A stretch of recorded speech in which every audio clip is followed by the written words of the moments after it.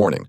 The Pop Punk Book Club features heavily biased opinions and unapologetically wild takes performed either by professionals or under the supervision of professionals to ensure the safety of performers and animals alike. We may sound confident, but our views are based entirely on personal feelings. Accordingly, the PPBC and the producers must insist that everyone attempt to recreate and reenact these stunts and activities. Join us at poppunkbookclub.com.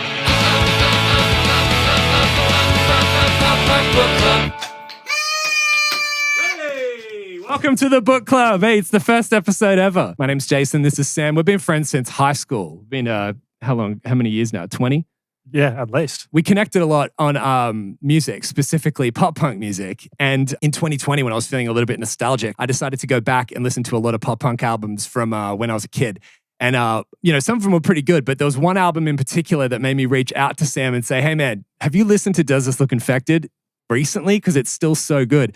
And what'd you say? You found a Rolling Stone article. Rolling Stone, 50 greatest pop punk albums of all time. Right. And you said how cool it would be if we actually went back and listened to all of those albums together just to see if they were good and see if they still held up today. And we did. Over the next 5 years, we created what we jokingly called the Pop Punk Book Club.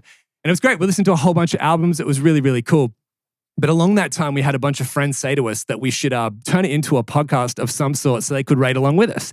But we turned it down because, we don't want to be another, what would you say, two middle-aged white men contributing to an oversaturated podcast market. But here we are. So we want to bring this out to you guys so you can join along with us. This isn't just for you to hear what we think about the music. It's so you can join in and be a part of the fun too.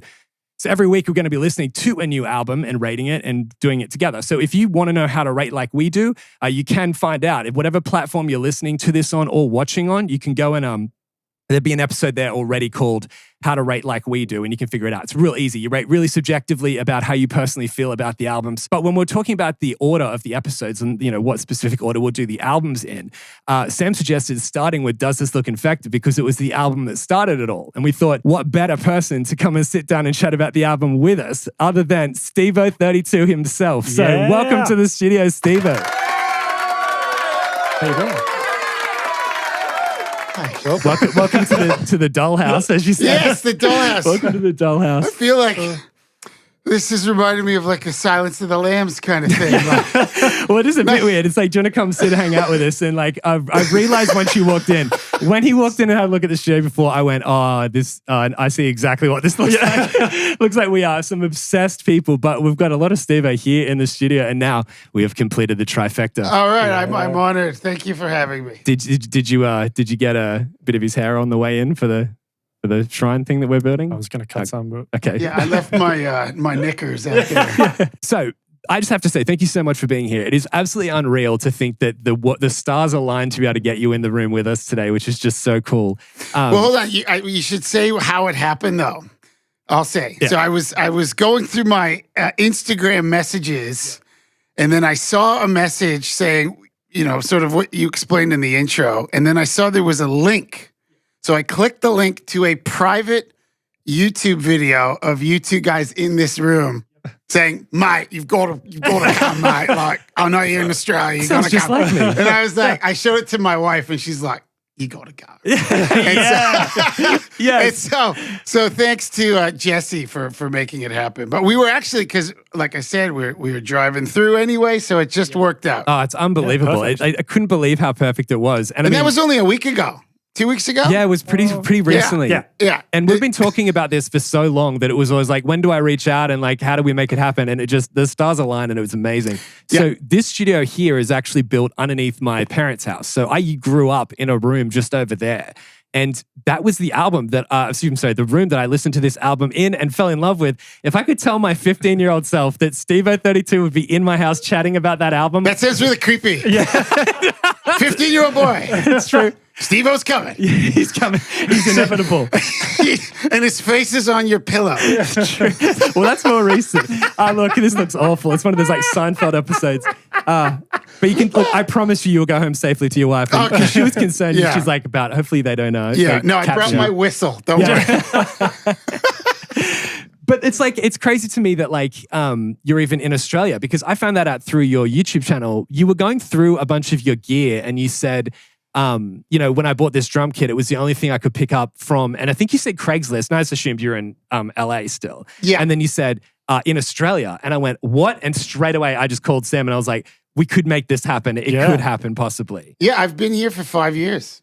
Okay, right. I'm a so- citizen, mate. Yeah. Are you really? I'm on. There we go. He's proved it. Can't He ask, just mate. proved I'm a it. bloody citizen. Yeah, no, I got my citizenship 2 years ago, last year. Yeah, right. Yeah, I'm here, man. So you say fair dinkum?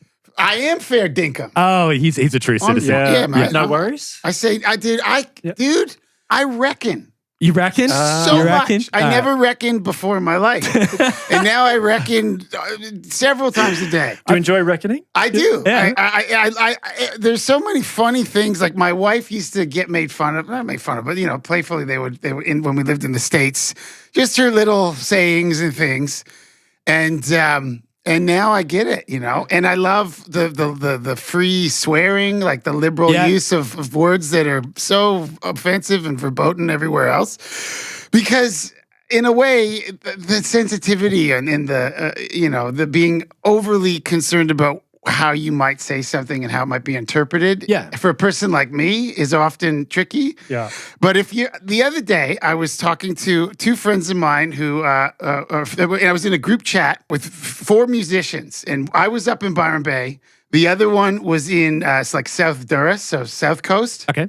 And we both shared like where we're at. We can't make band practice. And the one girl in the chat, just all she wrote was, "You're cunts." And I was that's like, a term of endearment. well, not always, but I mean, she said it jokingly, but I mean, I know it's a term of endearment, but she was like, "You cunt." And I was like, just a woman saying that. Yeah. I'm just like, what a breath of fresh air. It is. It's good. What a breath of fresh air. Did it take some getting used to that is a term of endearment in Not Australia? for me. Yeah. But I love going to I went to the hospital one time and I had bronchitis and I went to the walk-in clinic here and the doctor listened to me in my chest and then just went, "Oh, fuck." I was like, I love that professionals.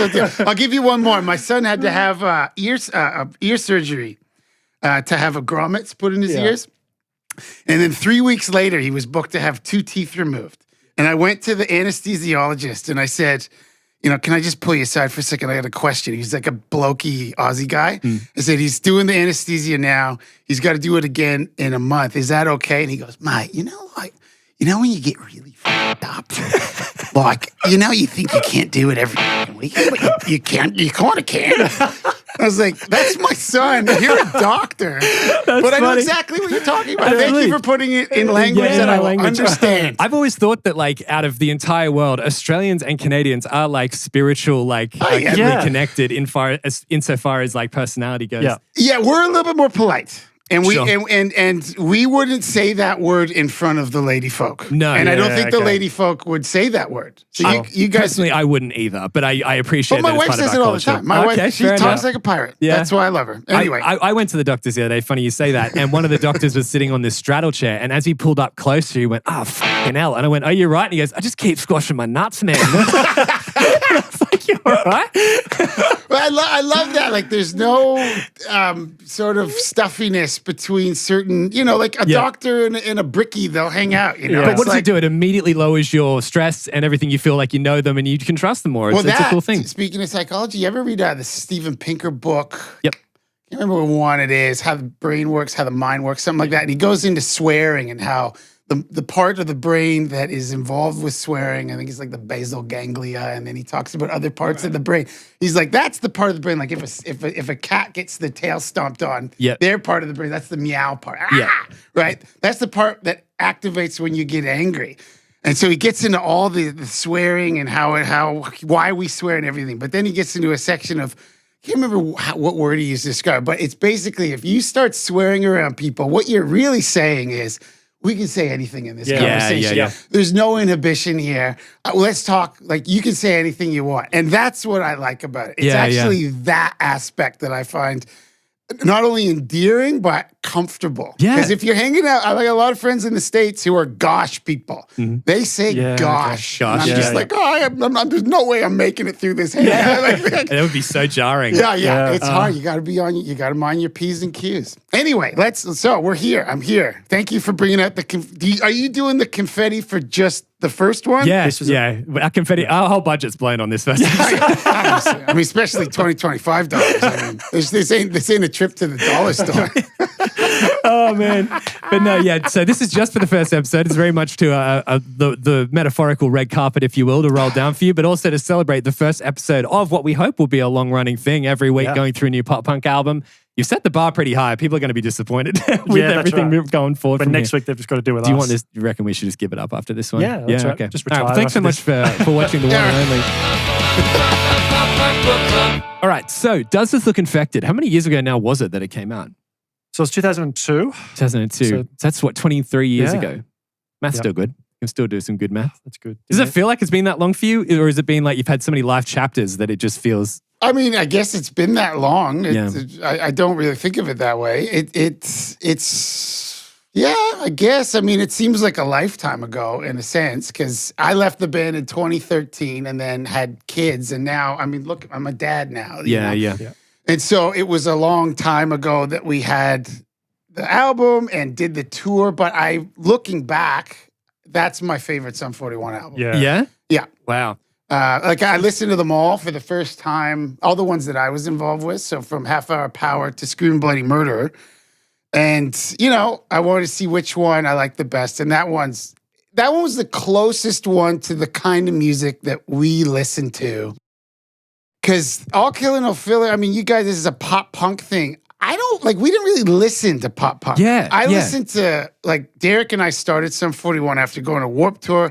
And it was No Effects. Was our main band.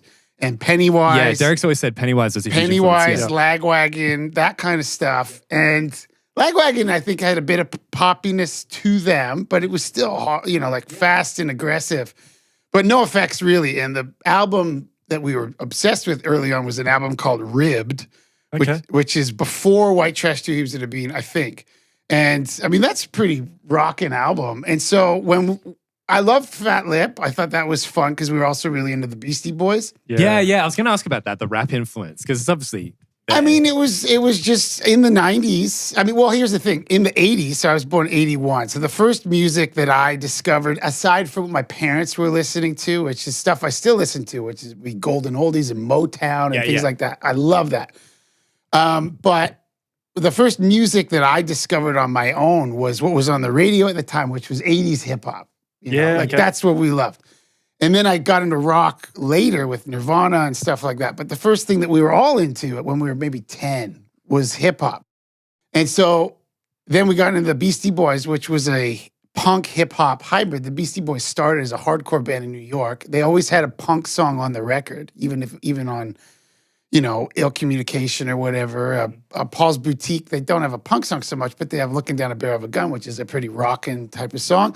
And so that they had this great hybrid, and we thought that would be a cool thing for us to try, and that's how we ended up with Fat Lip. But the Fat Lip lyrics, like the rapping part, I was going through old videos of our home videos. Yes. And we would just make up, because there's nothing to do.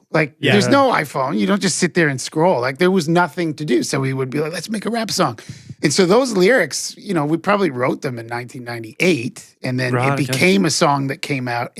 But the rest of the song wasn't written until, 2000 and something. Yeah, right. And that's where that influence came from. But the song like Into Deep, which was, I did a video on that on my YouTube, which was originally supposed to be for Snow. A different artist entirely, yeah. Well, different everything. I mean, it was, he had that big hit in the 90s, 91 maybe, Informer. And he's Canadian. And there was something he wanted to do a song, probably there was a band called Len.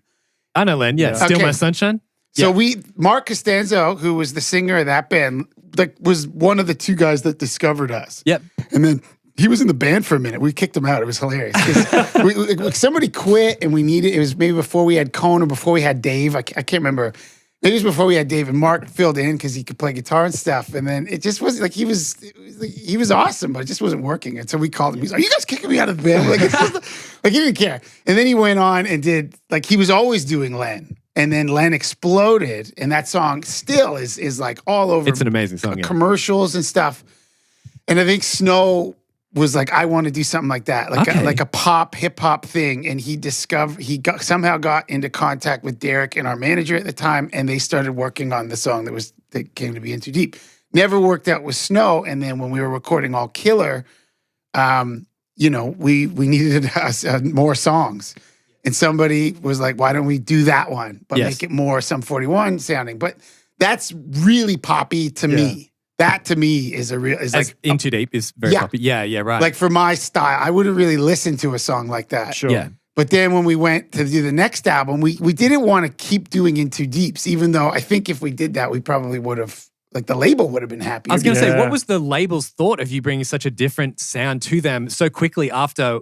At that time, they'd be like fiending for more pop stuff. Yeah, I don't know. I think some people, we showed them the like Still Waiting, and I remember Cone told me this because I forgot, but Cone told me a story. But we showed it to some radio guy who was like, "You guys are crazy. Like, what are you doing?" But the label people like got it. They were like, "Okay, this is cool. We can do it." And then I think so many things with Sum 41 early on, like we were talking about before we started, there was the thing that got us signed was this video that kind of showed our personality, this homemade video. That's how we got signed. And that personality as a representation of ourselves in our music videos, for me, saved songs that maybe I wasn't a huge fan of. Sure, yeah. But like In Too Deep, not a huge fan of the song. I get why people like it. And now looking back, I'm like, that is a very well crafted radio hit. Yes. I didn't write it. You can objectively appreciate it, but subjectively it may not be it's not my taste. But listening back, like from a like one step removed, I can go, okay, that was actually a really, really good radio song. But the video is awesome. I love the videos. Yeah. That to me is like one of the quintessential pop punk music videos. It captures that 2001 moment. That part where Dave Brownstone goes into the water Yeah. playing the guitar. I've always been like, he ruined a guitar for the film clip. Yeah, but so obviously that's a nod to the Guns N' Roses Estranged video, and fun. I mean, we're getting off track here, but I mean, a fun connection between those is people always ask me about drum stuff and working with Jerry, who produced that record. The snare drum that I recorded it on was a rental drum owned by Jerry's drum tech, Mike Fasano. And that snare drum, which is called Big Red, which is a Tama snare drum, is the same snare drum that was used to record the song Estranged. Oh, okay. And all the like November Rain, all those big songs on Guns N' Roses Use Your Illusion too. So there's like a weird Kevin awesome. Bacon connection. Because we said we wanted to do that with Dave coming out of the water, like Slash in the Estranged video. Anyway, I go into a whole history of it in a YouTube video. Yes, yeah. By the way, if anyone watching hasn't checked out Stevo's channel, you have to. There's so much like Sum 41 history and insights there. It's just the most incredible thing. But this is what we're saying. We are such fans of Jerry Finn, hence why he's got front and center right there, because he's made so many albums that we are such fans of, and had an approach to production that I've always appreciated, being, producing my own albums in the past. But it's crazy to think we're actually talking to someone who's worked with him directly. Yeah, I mean, we did that one record with him. I wish we did more with him. That was sort of more, I think, internal band management bullshit that got in the way. I wish we worked with Jerry again. I would have loved, like I said, Doesn't Affect is my favorite record. I would be curious to at least see how it would have turned out with Jerry, because his approach was really kind of a light touch, and he would kind of, you would present him with ideas and stuff, and he wouldn't tell you what to do. He'd kind of allow you to come to the right like conclusion. A therapist. Kind of, yeah. Like it was a really soft approach, and he was, he had great ideas. And the other thing about Jerry that I really liked, I mean, I wish, looking back, I paid more attention to how he recorded stuff. Derek did. I was like, whatever, I don't care. But what I liked about Jerry was how funny he was. Right. Okay. So as a person, He made you feel comfortable. one of the funniest people. Yeah, right. So funny. And in a way, like an older brother or something might introduce you to cool stuff. Yeah. He sort of, gave us things that, ended up influencing the whole trajectory of the band in many ways. I mean, he produced a record called Hitler Bad Vandals Good by the Vandals, which is a great album. He worked on that one, and he's the one, because we'd heard of the Vandals, but he was like, check this out. And I mean, Josh Freese's drumming was massively influential for me. But those guys, they're just so funny, and their sense of humor, kind of helped our sense of humor, and I really got along great with them, and I've played with them a bunch. And then also he introduced us to shows like Mr. Show with Bob and David. Oh, yeah. Before it was on YouTube, after it was on HBO, he would give us these like VHS tapes and be like, check this out. Yeah. Like, this is cool. You should know about this. And there's a sketch by Mr. Show that kind of inspired the whole Pain for Pleasure thing. Oh, yeah? Yeah, called Wicked Scepter. And Again, then it's my favorite part of the episode. Pain for Pleasure. And then he was the one who introduced us to Tenacious D. So before the Tenacious D album came out, and after they did a 6-part series on HBO that we couldn't see because we didn't have HBO and there was no other way to watch it, he just gave us the tapes and got so into it. And then we ended up doing stuff with Jack Black. We did a song with Jack Black for a Christmas song in 2001 that kind of got buried because we recorded it the day before 9/11. Oh, yeah. And he was supposed to record the vocals on 9/11. It all got pushed back. But then it really was hilarious. But because I think what was happening at the time and stuff, we didn't really capitalize on it. We never played it with him. It kind of got forgotten. And I did a video on it at last Christmas. And it's a hilarious song. It's an Iron Maiden Christmas song with Jack Black that makes perfect singing sense. it. And the lyrics are hysterical. So that all kind of, because of working with Jerry. Yeah. And Well, Mark Hoppus says in his memoir that Jerry was the kind of guy that every band that recorded with him left feeling like they were best friends with him because he's just so personable, which is just so cool. And he was great. And it's a real tragedy how he passed so young. And it's funny thinking that I'm older than him. He died at 39 maybe. Yeah. I'm almost That's 40. really I'm young. 44 this month. This month? July? Yeah. Me too. I'm 37 tomorrow. Oh, happy birthday. Thank you. Happy birthday I'm to you. 44 on the 23rd. Oh, wow. Let's look at that. Legends. There you go. Separated by a few days. It's because we always just thought of him as a grown-up. Yeah. Because I was 18 when I met him. It's a shame. And we would keep in touch after we'd see him. He's just a really funny guy. Great guy. Yeah, that's I miss really him. cool. Yeah. But Pain for Pleasure, I want to touch on that. So that genuinely was one of the most quoted things between me and Sam was Pain for Pleasure, best band ever. We used to say it all through high school. Yeah. Right. I mean, where did Pain for Pleasure come from? And like, what is it just an in-joke that became bigger than like one's idea led to the other? Or was this always the plan? Well, we always loved 80s metal. More than the stuff that was coming out in the 90s. We just loved 80s metal. We loved Maiden and Priest and early Metallica and, all that stuff. Dave loved Anthrax and Slayer and everything.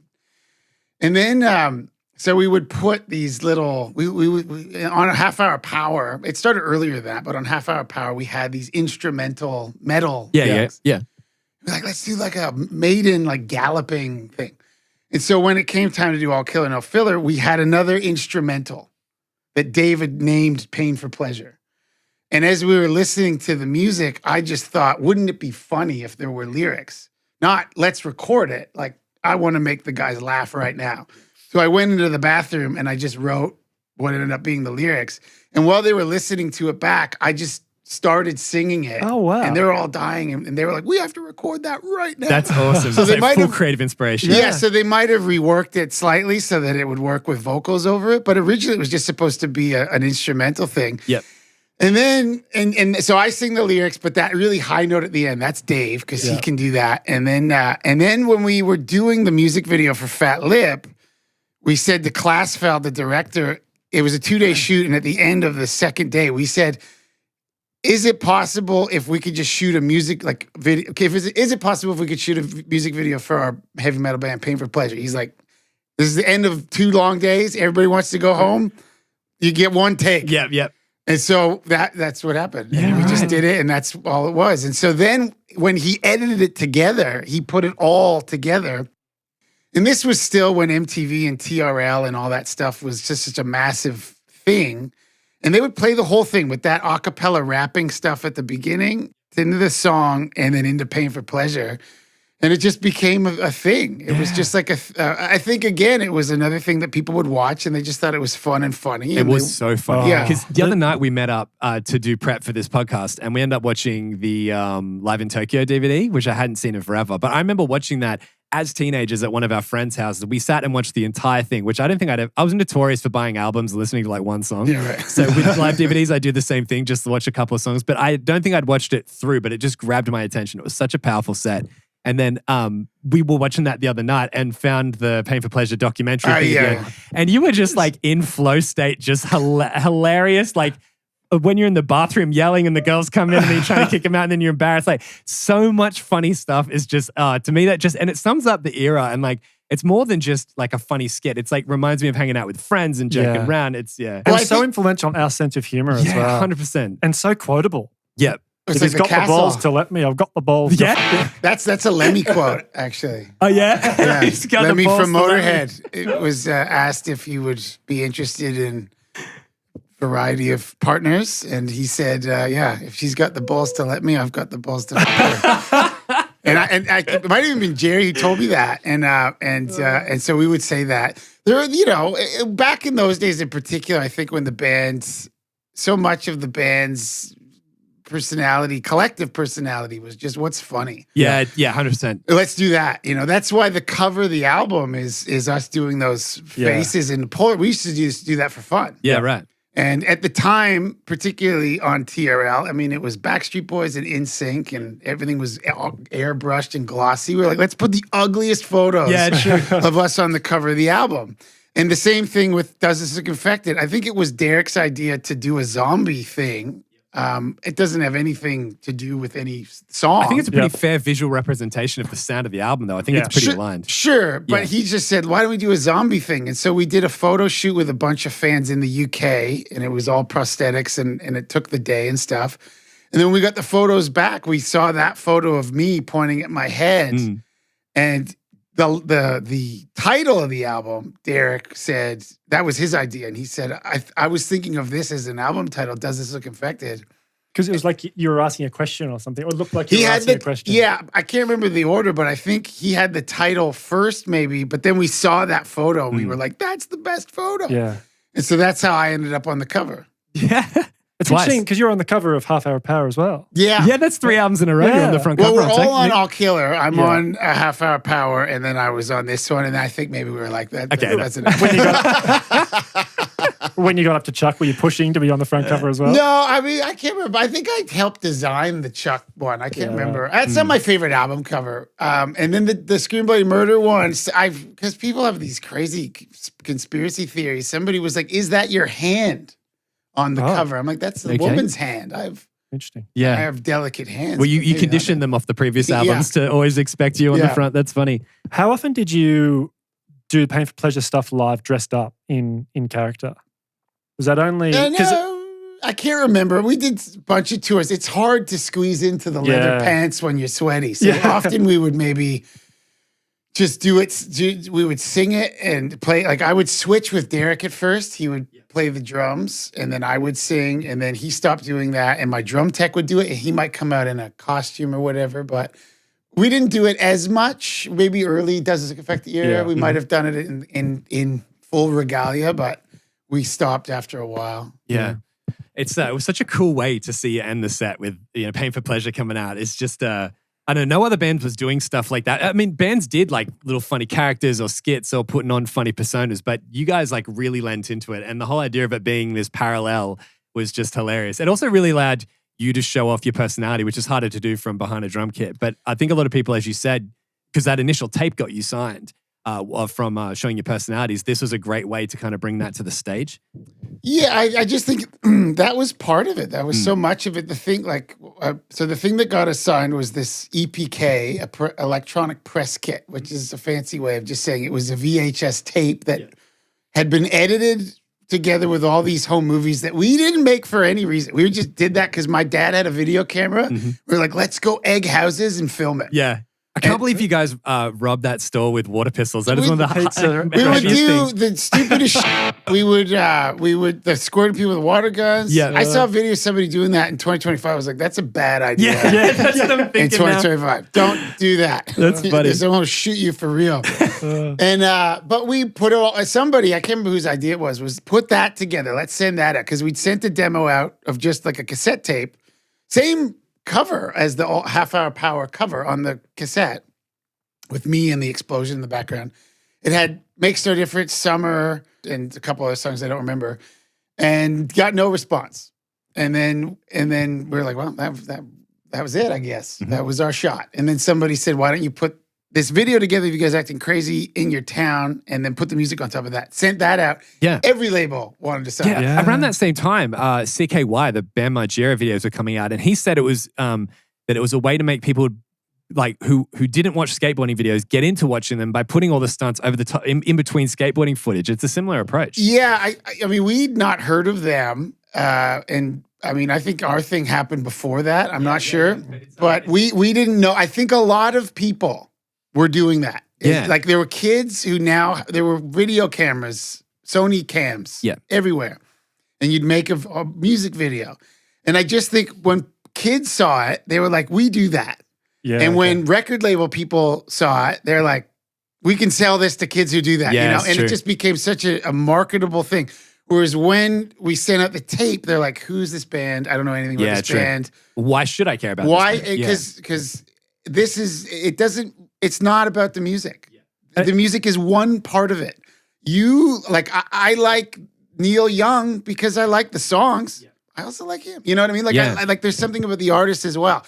Could be any kind of artist. It doesn't matter. People really think that like the eras were totally different from, say then and 20 years in the future now. But that to me is like the emergence of social media style marketing in the early days. It was like early social media stuff. Billy Joe actually said that. He was like, Sum 41, he saw the video back in the day. And then in a recent interview, somebody sent it to me. He was like, they were doing that before social media. Yeah, absolutely. And it's true. I mean, but again, it is it's still the same thing though. Like before in the 80s, it was music videos that would show you the band's personality and you get to see the people. Oh, okay, I like that guy. And before, fanzines or whatever, like they were doing in the 70s, I don't know. But the personality of the band. Yeah. Yeah.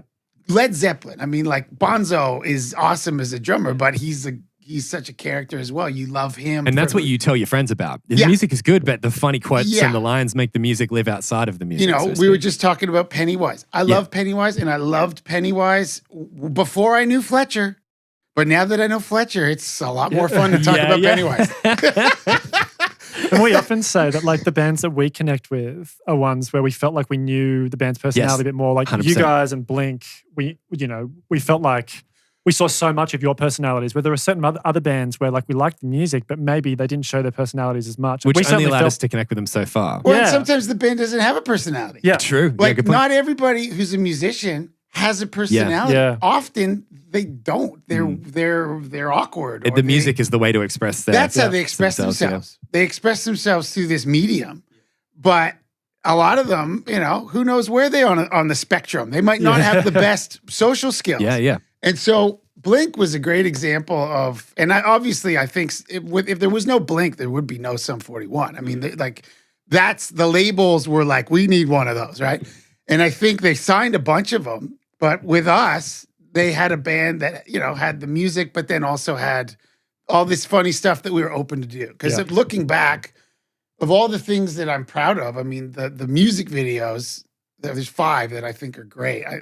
That to me was the best things that we did. Yeah, sure. As a band and put out there, and those were also very much a group effort. Like it took the right band, it took the right director who got it, and it took the right people at the label to also get it. Yeah. Because not everybody at the label is going to be like, yeah, that's a good idea, right? And if some of those songs, if we put out a serious video, and we'll get into it. I don't think the song would have had the longevity. Yeah, that's a good point, actually. Yeah, and we can get into that when we get into Does It Affect. Got into Does It Affect It. You mentioned that Half Hour of Power and All Killer No Filler had some of those instrumental or like the Pain for Pleasure style metal-inspired songs. Yeah. And then obviously Does This Look Infected, that kind of takes over, becomes more of the dominant influence, I guess, in a way. Was that something that was like spoken about, or did that kind of happen just naturally? No, I think we wanted to not do super poppy and too deep stuff. Yeah. And as we started touring more and we played a lot of shows and we played all over the world and 300 shows a year, like we did not stop. You get better too. And so things that maybe we couldn't play before, we all of a sudden can. So I think that helped. And then there was a deliberate, like, let's do something harder. Like, I don't know. I think we thought at the time if we just stick with the pop, super pop stuff, it might kind of peter out. Yeah, it might be a trend or something. Yeah. But I don't know. Maybe if we did that, it would have been even bigger. Yeah. It just didn't align so much with what I think we liked. Yeah. Yes. What we listened to. And also creatively, it feels more authentic and honest to what you guys are feeling, because the album does sound incredibly honest. It doesn't feel like you're trying to suit some trend that's coming through or something. Yeah, and I also think we did it so quick. I mean, Yeah, we it was got such a off quick turnaround. off tour. We basically went right in the studio, recorded it, and went back out on tour. Well, that's really interesting, because there's so many examples throughout history of bands going in and recording albums that are so sound defining and making like an authentic, unique, but like an honest representation of their internal creative vision albums. And usually they take forever and have a huge budget. It takes a lot of time to kind of unlock that creative vision. But to hear that you guys did this album so quickly was surprising to me, because it sounds like it's something that has been a long time coming. And it feels like it was so bubbling under the surface that this sound just came out and it had to come out. Yeah, I don't know. I mean, it sometimes, when you go in the studio, the first take's just the best take. Yeah. And then if you do it, it starts to get worse the more you obsess over it. And I think because of the scheduling, you guys are in tour here, you need to put another record out, and we need to just keep going. So you got to go back on a tour here. I think it was pressure. I think Derek felt a lot of pressure. That's a lot of pressure to put on a band too. But I think sometimes pressure, especially with an album like that, where it is a bit more angsty and raw, can be a good thing. Yeah, right. And it is not perfect. It doesn't sound super shiny, and I don't necessarily like albums that do all the time. Sometimes I do. I can appreciate it.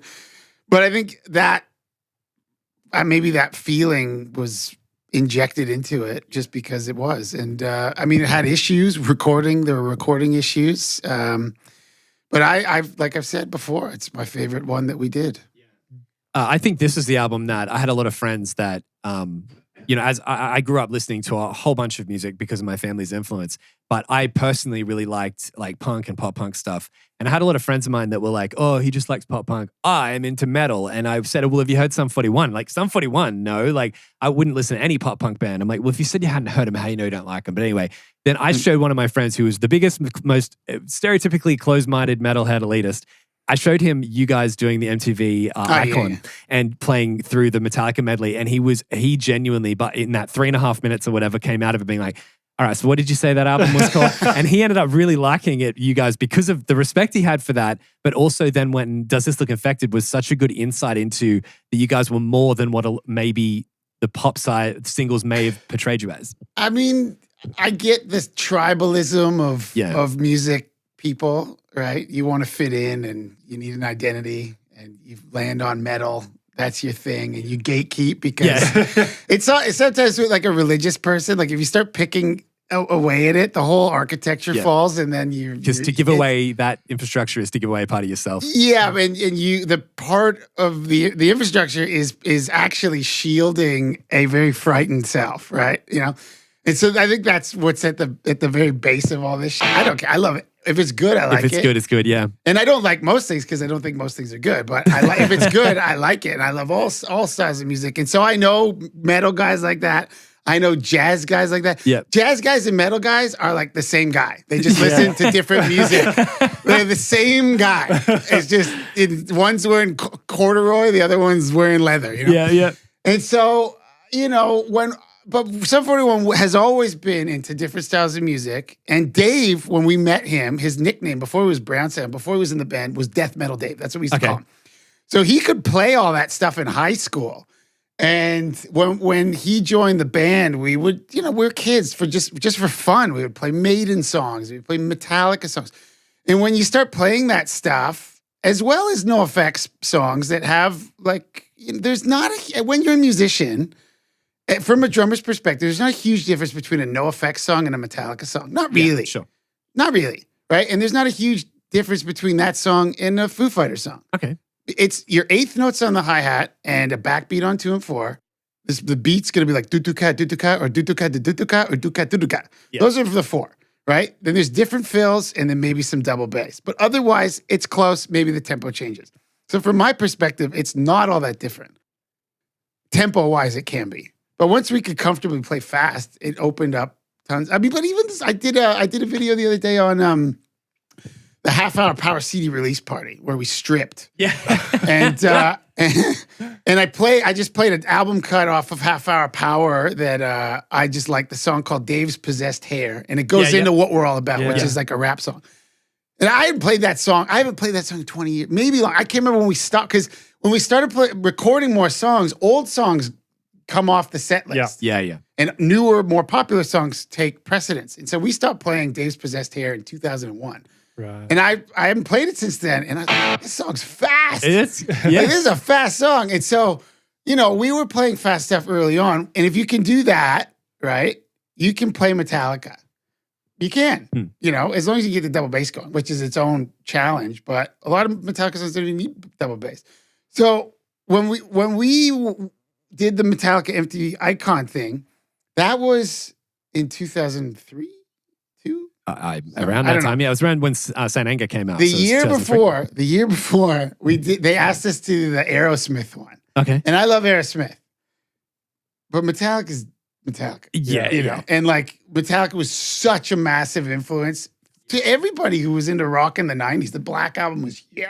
And then all the earlier stuff, which I loved. And so they asked us to do this MTV Icon thing. And it wasn't at the show. It was a pre-recorded recreation of Walk This Way, where Nelly and Ja Rule, I think it was Ja Rule, were doing the Run DMC part, and we were doing the Aerosmith part. And it's just awkward and weird.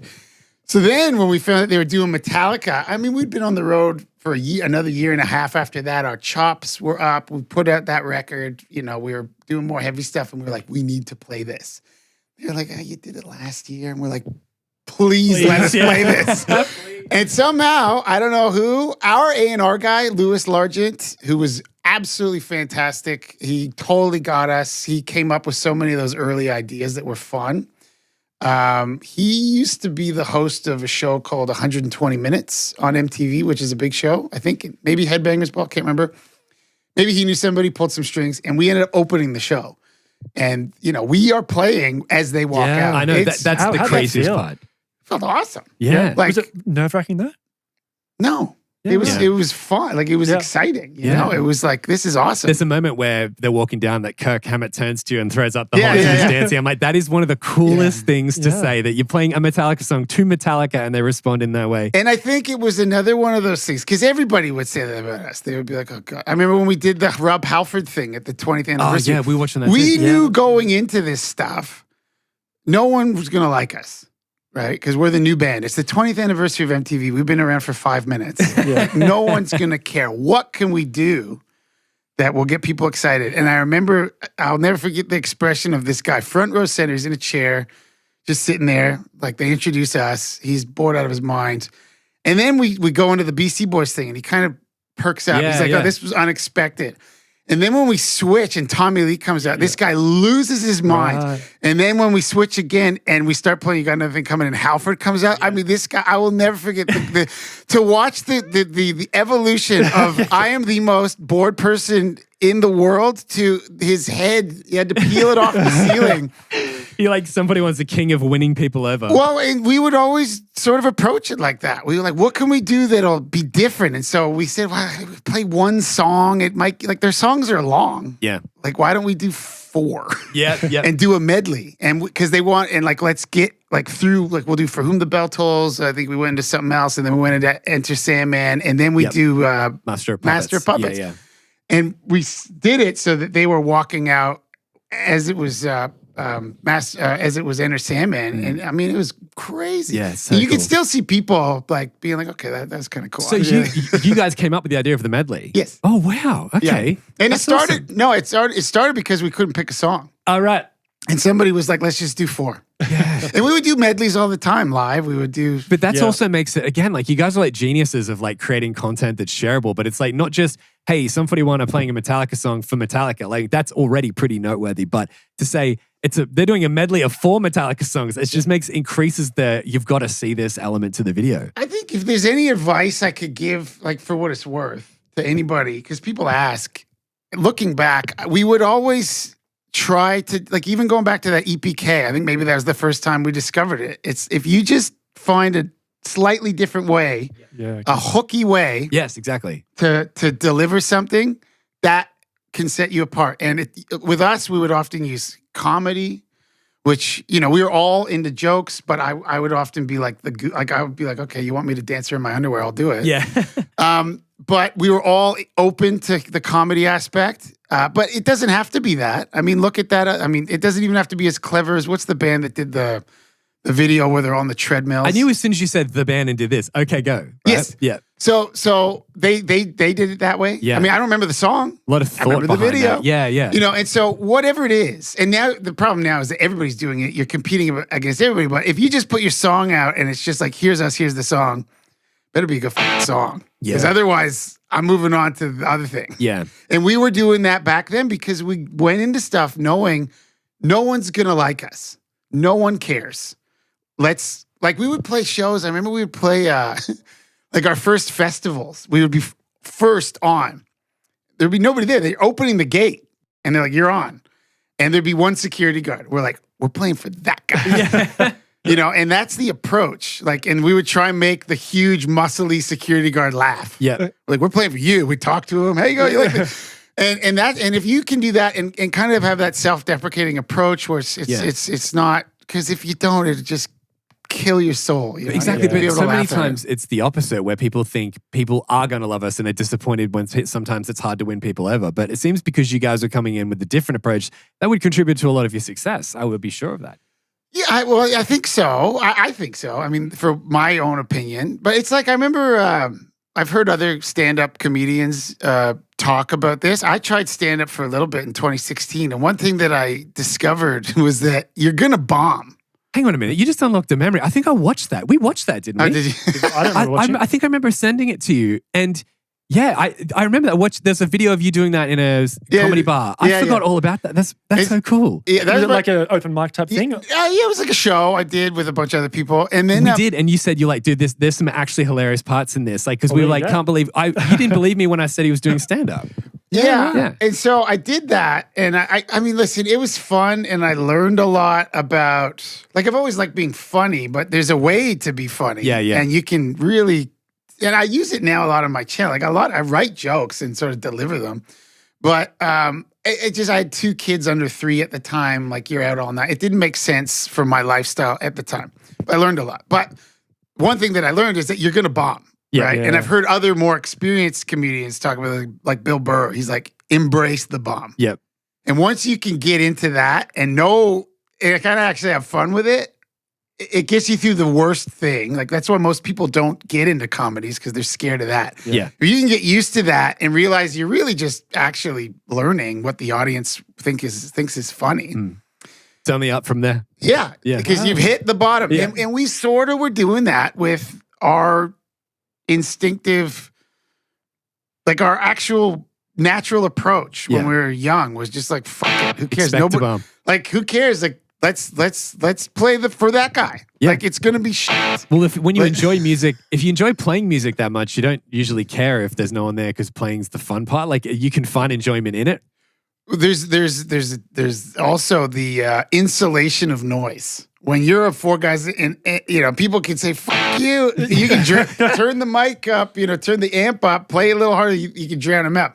When you're a comedian, you're just standing there. Yeah. Right. True, you have to actually engage. So that's harder.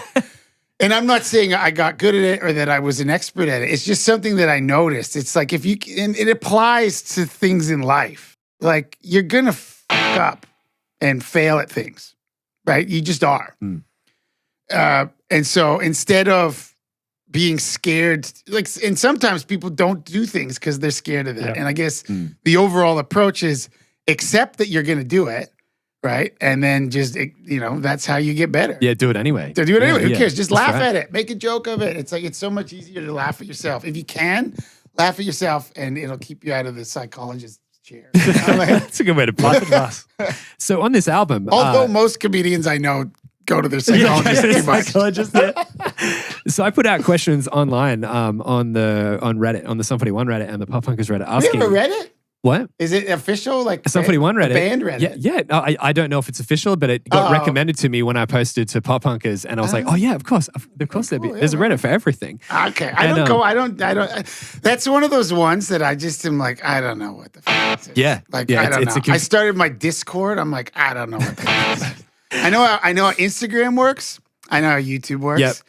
And then all these other ones are just a bit too like they I think I've hit the age that they're trying to keep people like me out. Yeah. They make it one level harder than it needs to be. Yeah, it's funny that. I'm trying to set up a Twitch account so I can play live. Like if people want me to play songs from Doesn't Look Affected, you can't do it live on YouTube. They'll shut it down. Oh, right. Oh, okay. Setting up Twitch. Even when it's you. Yeah, that's crazy. Copyright strike on yourself. It is so confusing. Anyway, sorry, go on. Yeah, no, I was saying, so I've got some questions and I'll sprinkle them throughout as we get into the song stuff. But a couple that I had here, one in particular, was on this album, what songs did you record vocals for? So you're in Thanks for Nothing, but was there any other songs that you did vocals for on this album? So we are talking about Doesn't Affect It now. Yeah. So we're going to talk about Doesn't Affect It now. I think we, let me think. Okay, so on Still Waiting, they're like, Drop Dead. Yep. That's me and Dave and Cone maybe screaming those along with Derek in the background, I think. But maybe I'm wrong. Yeah, because there's a 2-week period out of your entire life. That might be on We're All to Blame, which came off of Chuck. So don't hold me to that. But I vaguely remember maybe we might be doing some backgrounds on that. Yeah. And then maybe, only the rap part on Thanks for Nothing. Is that the song with like the I'll never take that? But Did you ever take part in waste your time with further education in your life? Well,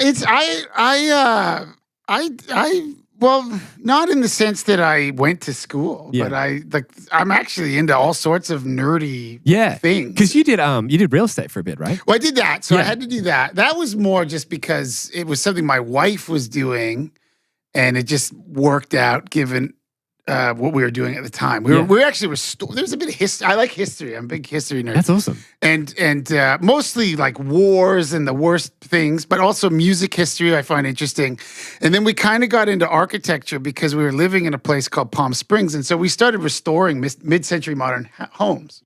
Like we would find a place and bring it back. And that's what we did for years. I might do a video on that because people have been wondering. Some of them like were published in that's really architectural books and stuff. One of them's on a cover of there's like fancy books that go on on the coffee tables. For an architect that was out there.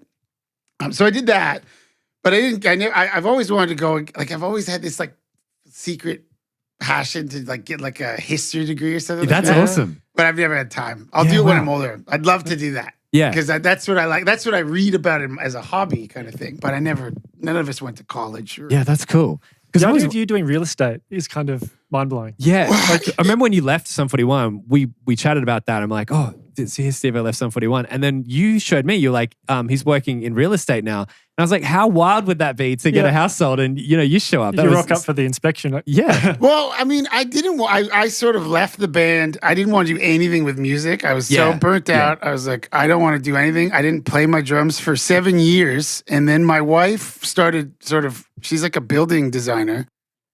And, we started working on these houses and working on them together. And I was like, this is hard. Yeah. And then Josh Freese, drummer for the Vandals and former drummer for Foo Fighters. And one of the most utilized session drummers, right? Best drummer in the world. I don't know what the hell those guys were thinking. But great friend of ours, and his wife was getting her real estate license at the time. And I went to a barbecue at their house, and Jessie, my wife, had said something, and Nicole, his wife, was like, I'll tell you exactly. I just got it. Yeah, right. I'll tell you how to get it. Wow. And so she gave me all of her old textbooks. Yep. She's like, don't even read them. For one weekend, just study the answers, and she kind of told me how to do it. So I did that, and I took the test, and I got it. And the idea was that my wife and I would just buy stuff ourselves, and then I would sell it instead of using a realtor and having to pay them. Okay. That's a good idea. And then a friend of ours who was she was an accountant for the Warped Tour, a mutual friend that we both had. She said, I want to buy a house. Do you want to help me? And I was like, oh, okay. And so I hung out with her for 2 weekends, put an offer on the house. The house sold, and I got a check. I'm like, I'm doing this. Yeah, that's cool. You can bust the concrete. Like, tell those guys to bust concrete. I'm not good at it anyway. I'm doing it. So I did that for 4 or 5 years, and then we moved to Australia, and that was like pandemic time. And then moving, and I think the time and the distance and all that, that's when I kind of got back into music. Yeah, definitely. But I needed to take a break. And it was actually good to go into something completely outside of it, because use a different part of your brain. And well, I mean, when I was in the band, I mean, I didn't have that many responsibilities. It was like show up and play the drums, and then we're doing an interview, be funny. That's it, right? That was all that was expected. Which is fine, but there's not a ton of room for personal growth there. But in that other realm, you actually have to not f people over. Yeah. And so it taught me how to be responsible and stick to times and, manage expectations and manage weird people and so on and so forth. So it really was helpful.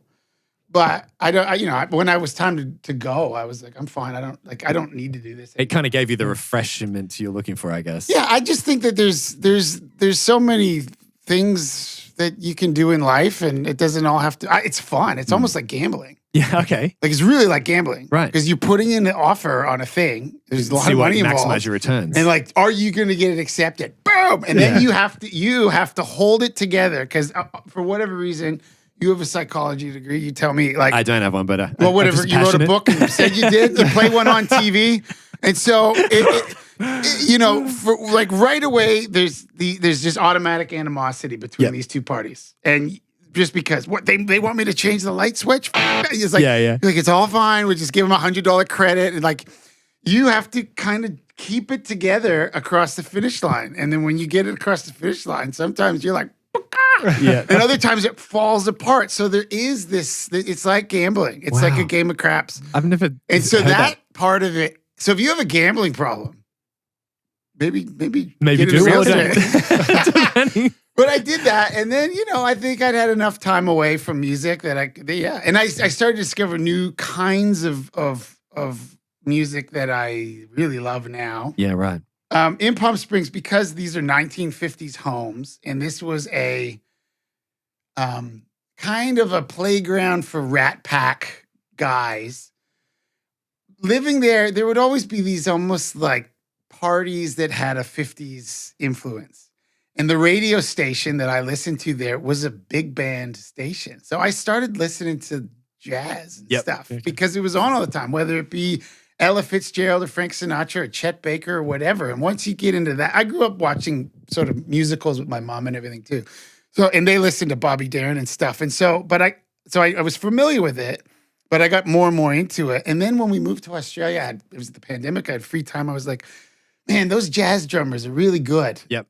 I wish I could do that, but I could never do that. And then I was like, wait a minute, like, why can't I do that? Yeah. So I started taking jazz drumming lessons. And so now I went from the one thing that my feeling with Sum 41 is that I was always ashamed of was my drumming, I thought was very one trick pony. I can do one thing and I couldn't do other things. Like I could play punk and metal, which I don't think is very different, but I couldn't do other stuff. And I wanted to fix that. And so if you can play jazz, I know all my rudiments now. Yeah, I can solo with rudiments now. I can improvise now. I can play with dynamics now. I can do all the stuff I didn't know how to do then.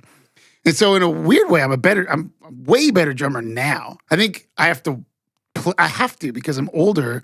When you're 20, you can just bash away. When you're in your 40s and getting older, you have to play with technique or you can't do it. You will hurt yourself. And so I've just fallen in love with that. And it's made me a better drummer. But the same approach, like the same way Sum 41 was a punk band or a pop punk band, but we loved metal, we loved hip hop, we loved this, we loved that. I'm still like that, but I love all those things, and now I like jazz and Latin music and world music, whatever. If it's, like I love it all. It's so fun. Yeah, and as a drummer, I just love rhythms. Like I just think all these different rhythms that are out in the world. And when when I was a kid, my parents went to church and they dragged me there, and there's always that one lady clapping on 1 and 3. Oh man, right? That's like the stereotypical thing. And we all who grew up listening to rock music clap on 2 and 4. It's got a backbeat, you can't lose it. Everybody in their bones knows that. But if you go to Costa Rica, or Mexico or wherever, and there's all these other rhythms that they know as deeply as we know 2 and 4. Yeah. They know these deeper rhythms, and I like getting into those rhythms. Yeah. I love it. It's so fun. And there's one band called the Bronx. Yeah, I know the Bronx. Yeah. So they have a band called Mariachi El Bronx. Have you ever listened to that? No, I haven't heard You that. have got to. It's like people love Pain for Play. This is my favorite alternate band. It's a fully legit mariachi band. Oh, right. Fully legit. And they write beautiful songs. And it's awesome. And they dress in mariachi gear. Check it out. The best song, I think, was their single 48 Roses. Amazing. But, you know, if you can play that stuff, it opens up a whole world of musical possibilities. Yeah, definitely. And so that's how I got back into music. When you first started playing drums, what were your main drumming influences at that time? Dave Grohl, that sort of stuff, and then Trey Cool and Green Day, and then Smelly from NoFX and Byron from Pennywise, that stuff. And then that was like kind of my main, and Lars. And then when we did our first Warp Tour in 2001, that's when we met the Vandals, and I saw Josh Freese play, and that was like a whole other, like that allowed me to level up, I think, and do an album like Does This Look Affected? Right, okay. And then, of course, we met Brooks, who was with Bad Religion, but now he's with Avenged. He also plays for the Vandals. And then Derek Grant, who was in Alkaline Trio and Suicide Machines, but also played in the Vandals. So all 3 of those guys, they're all amazing. You just mentioned the drumming royalty, yeah. As far as we are now, I would sit every day. We all would. Josh would let us sit on the drum riser and just watch him. And like everybody's just enjoying the show. I'm taking notes. Yeah. And even though he and I never really talked about drums in like a real nuts and bolts kind of way, because we always just like joking around and stuff, just watching him, like I was like, okay, I'm going to try and do stuff like that. Yeah, definitely. And that is why we start, like the drumming of Josh really influenced the drumming on Does This Look Affected. Yeah, Right, I mean, okay. there is so much in that album that is like super, like the drumming I personally find, like I wouldn't say I'm a drummer. I can play drums. And Yeah. I'm actually a guitarist, but like I can play drums and I've played drums in bands before, but I've always appreciated drum culture and have grown up around drummers. My whole family are into music and a lot of them are drummers. So I love the language and I love everything about it. But what I noticed on this album was that the drums were like so tight and punchy, but like so like what is it? Unrelenting? Is that the right word? Where it just doesn't give up. Like it's just so punchy and hard. And there's parts like, is it in Mr. Amsterdam with the double kick part and stuff too? Like it's so perfectly tasteful for like how hard it is that it's like, I don't know. I think that there's a lot in it that there might be drummers that have played similar sound, but to me, it's such a defining sound that you could like blind, like taste test me, I guess, with the music, and I could pick your drumming out every time. I think you've done something special with it. Thank you. I've had some people say that. I don't think of it that way, but I think of this. I think what it was is with Mr. Amsterdam. I mean, it's just like a tasteful moment. Yeah, we didn't overdo exactly. it. As so many other bands would have overdone it. That was my point. And I remember talking to Brooks about this. I mean, obviously in Avenged, I actually love Avenged drumming. I love the Rev. And Brooks, when Brooks told me he got the gig, I was like, oh, thank God, because he's like such the perfect drummer for it. I loved him in Bad Religion. I saw him so many times in Bad Religion. But I think he was overqualified for Bad Religion. But he would do all the double bass stuff.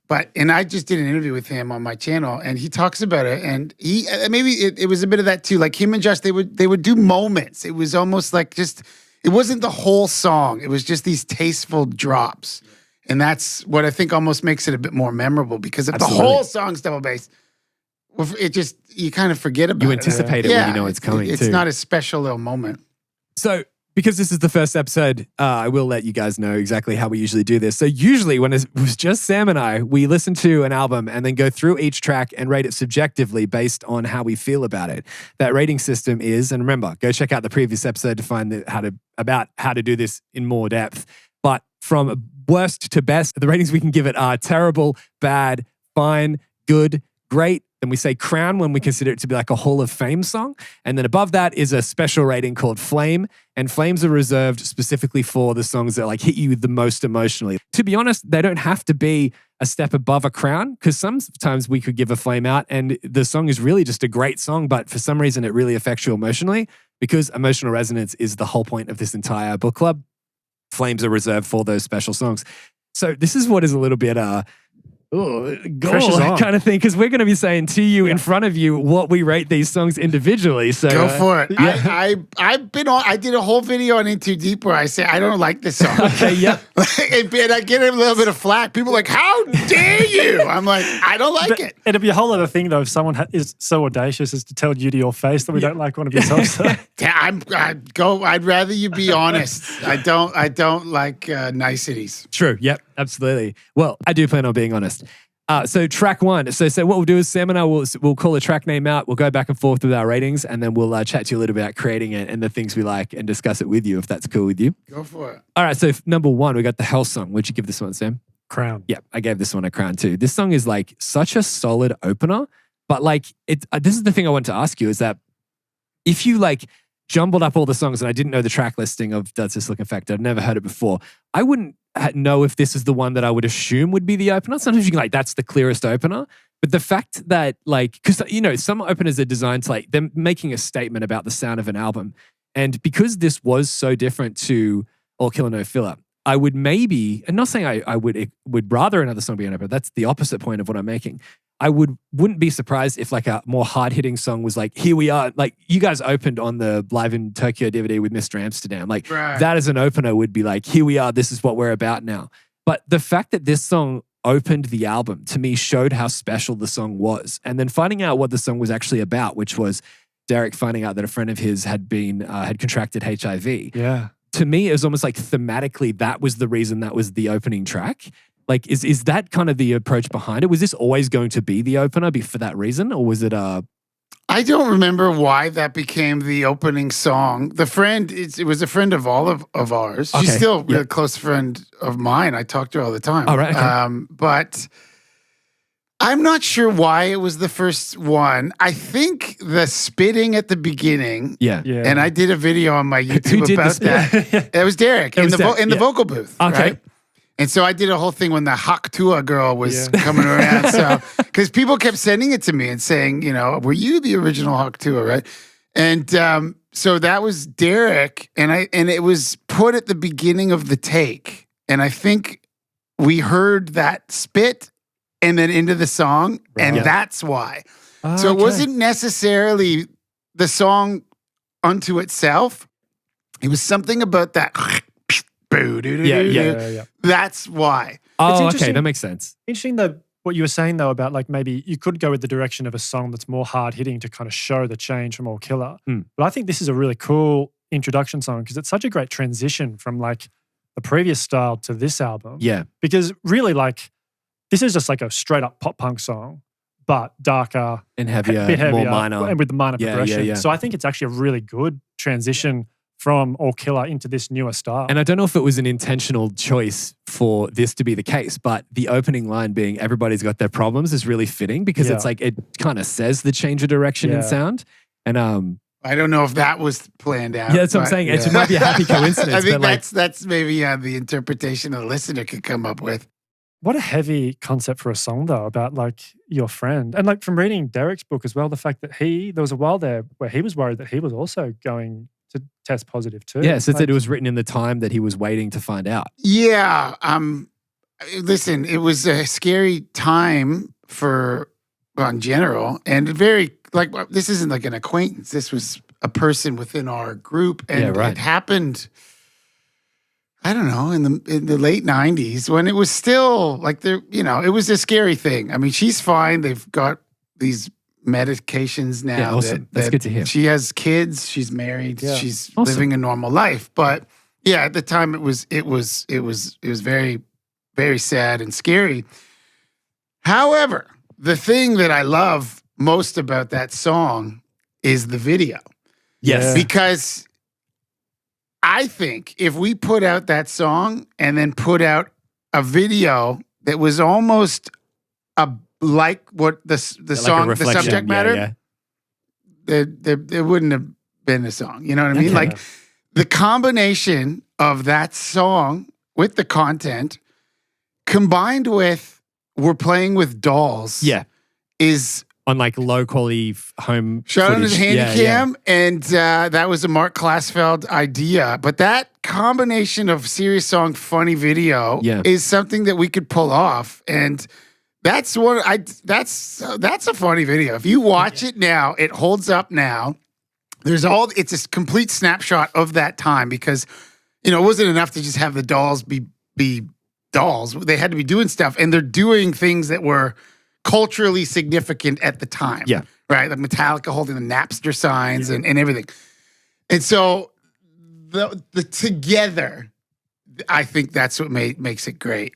A great one. And do you think that also was a bit of a message of, not to put words in your mouth, but the idea of like we've changed sounds, but we're still the Sum 41 at our core, like what you know us to be? Maybe. I don't know if that was deliberate. I just think at the time we were like, we can't put out a serious video. Yeah, true. Okay. Why would you want to do that? Yeah. I that's what I remember the mentality being. And so the guy who directed that, Mark Klasfeld, did Fat Lip and In Too Deep. Okay. And Still Waiting and We're All to Blame. Same guy. Right. And that was one of those sort of creative relationships that was like that was the perfect guy for us at the time. Yep. And we were on tour and we just got a VHS tape in the mail. And the opening of the video where it's like, hey, what's up, man? You want to go to the Sum 41 show tonight? Yeah, man, let's do it. And that's all he said. And that's him talking in his hands. And he was like, what if the video is this? And we were just like, yes. That's awesome. There was no discussion. There was no argument. There was no, let's see other directors. We're like, that's the video. And they did it in New York. And we did a little, like where we were there playing with them, but mostly they just did it. We helped come up with some of the ideas because they were like, let's think of a ton of ideas. These are the dolls we can get. We had to get permission to use the dolls. Oh, right. Really? Yeah, from the doll company. Because it would be, is it because it'd be like their likeness? Yeah, I guess so. Yeah, but yeah. I don't know if we necessarily had to ask Marilyn Manson, but we had to ask the doll company who owned the Marilyn Manson doll. Right. And they said, yeah. And so that scene's my favorite. The part, so it's like, because everybody was talking about how he's a Satanist or whatever, and there's a Jesus doll and a Marilyn Manson doll, and they part the crowd like the Red Sea and hug, and it's funny. And so I love that video, man. I mean, the song, I'm going to say that song is great. Are you going to rate with us? I'm going to go, I can say it's good or great. Okay. Really? All right. Yeah. I love this song. Yeah. I think it's good. That's okay. But I think the video's flame. Yeah. Oh, okay. Oh, video's flame. Video's flame. What's your favorite Sum 41 video? Maybe Still Waiting. Okay, cool. Yeah, but we'll get to that. We'll get to that for sure.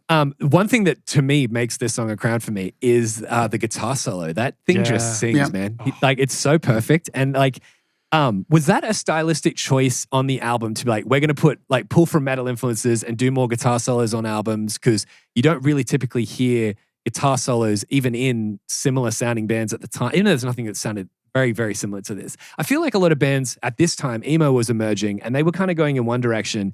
And you assumed that people, because every band was getting darker and heavier with each new release. But you guys didn't go with like the screamo emo sound. You went for like a different sound.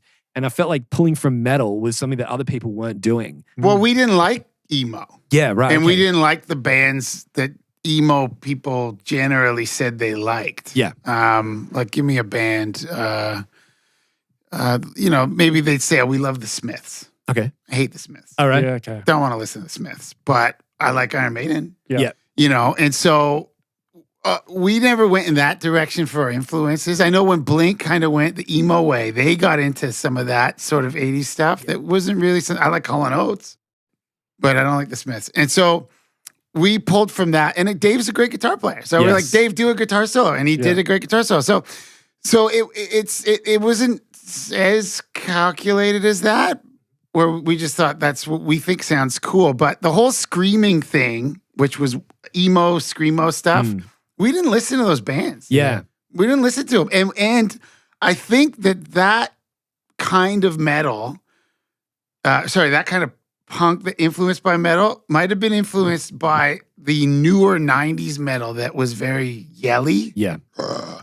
We hated all that. I love melodies. As soon as metal dropped melodies, you're out. I'm out. Yeah, I feel like a lot of bands like shoehorned the emo sound in just because it was trendy. And I don't really respect that as much. But I do think that when bands do something authentic, that you almost like pull from color palettes to draw the artwork that they need to use those colors to create, that is when I feel like it's authentic and good. And I feel like you guys have done that here. Yeah, it wasn't what we were into. Yeah, right. Okay. You know, we weren't into that style of music at all. And we saw people go that way and it just wasn't our way. Yeah, right. It worked out because there's not really another album that sounds like this.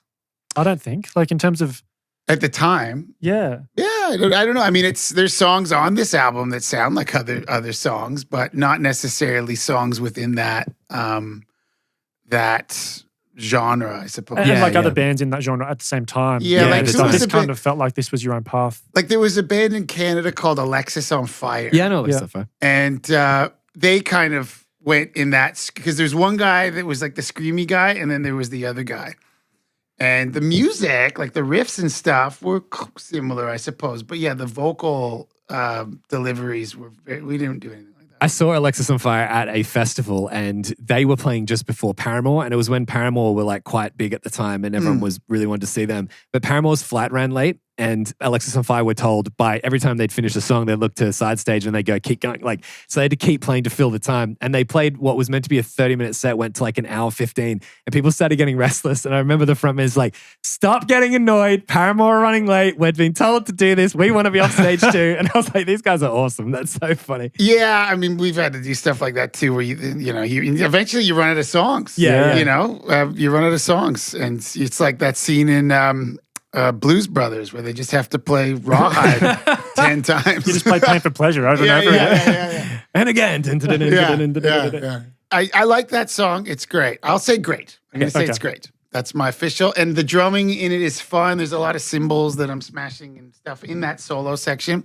And I remember playing it on Conan O'Brien, the talk show in the States. And after the show, Conan, who's kind of he likes music, came up and he was like, man, that was great, the drums. And he wanted to talk to me about drums for 20 minutes. Because he's a guitarist and he's really into music. Yeah, and one of the interesting things about being on that show, because he wrote for The Simpsons, he's a comedy writer.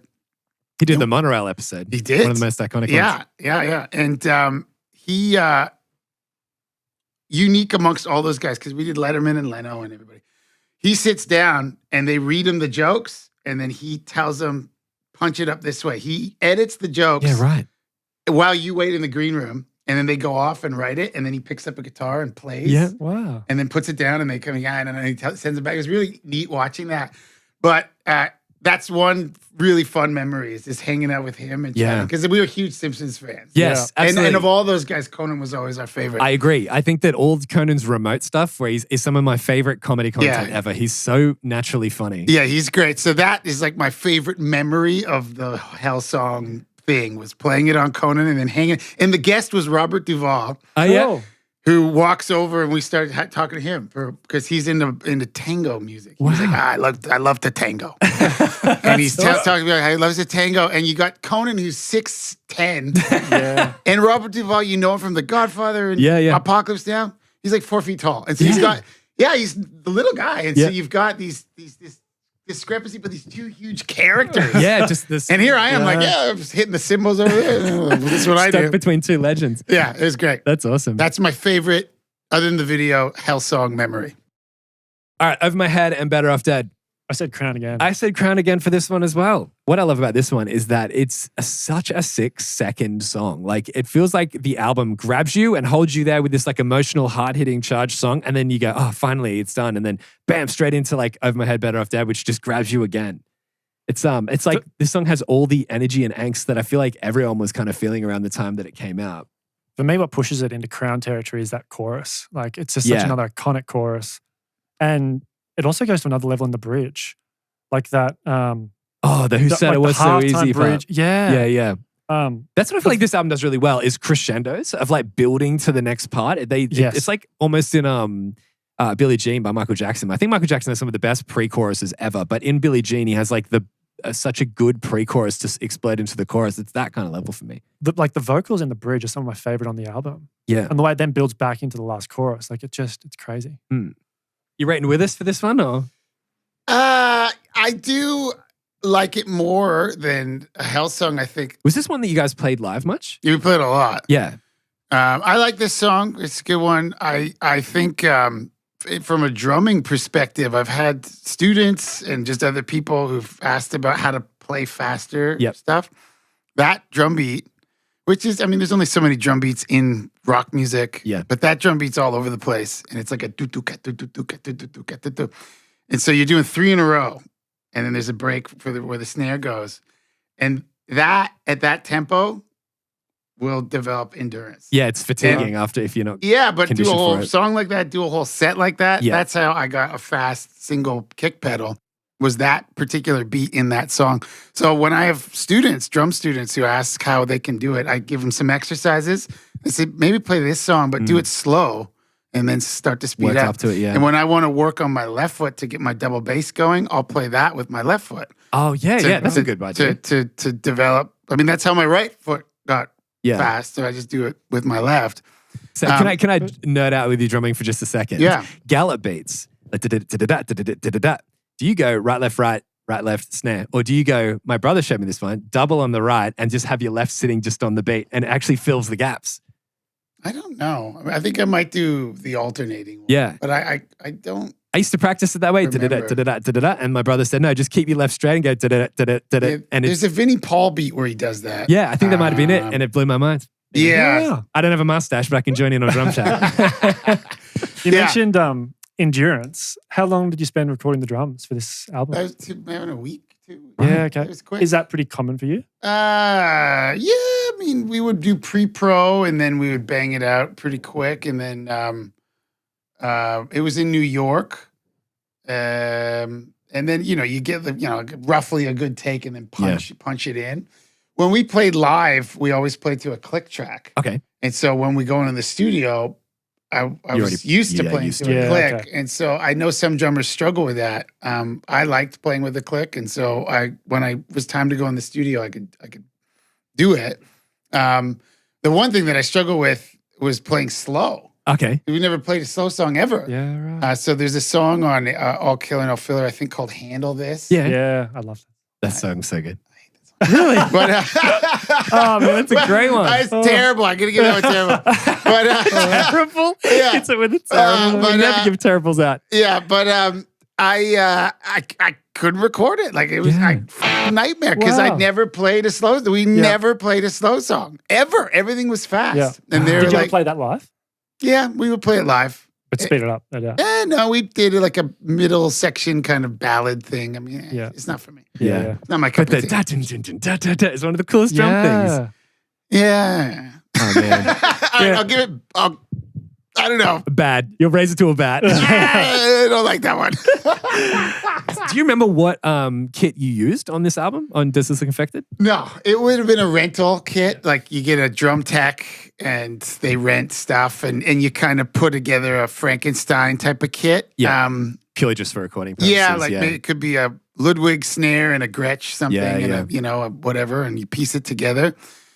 When I was touring, I was playing Orange County kits at the time. Really? All And right. so that was my first drum endorsement. So Orange County were really big in the early 2000s. Yeah, and then and they were great. It's Travis, drum tech Daniel is the guy who he was at least one of the guys. I mean, he was the main guy. I got it through Travis. I met Travis, and he was like, "You should have a drum endorsement." I was like, "Sure." And so my first kit came in all killer, and that was the red and blue one that's in the motivation video. And then I got another one for Does It Affected that was sort of like a metallic thing. Yep. That's what I toured with, but I don't remember the actual The studio setup. I don't know. Yeah. I mean, there's probably photos. Cone maybe has notes. Maybe Derek does, but I don't know. Yeah. Okay. My Direction. What do you give this? I gave this one a crown as well. It's 3 crowns in a row. 3 crowns. The first album of the official book club and 3 crowns in a row. Wow. Genuinely, these are like 3 of my favorite tracks. These are Hall of Fame tracks for me. So I gave this a great. Okay. Tell me the reason why this pushed into a crown territory for you, because I think I reckon I can tell you. What? I can tell you the moment when you thought this was a crown. You're telling me the moment I thought it was a crown. Go ahead. I want to know first. What do you mean? Okay, I'll tell you. Yeah. D beats in the first verse. Oh, yeah. You know me. He knows me too well. I'm a sucker for like any song that like unexpected D beats in a verse gets me every single time.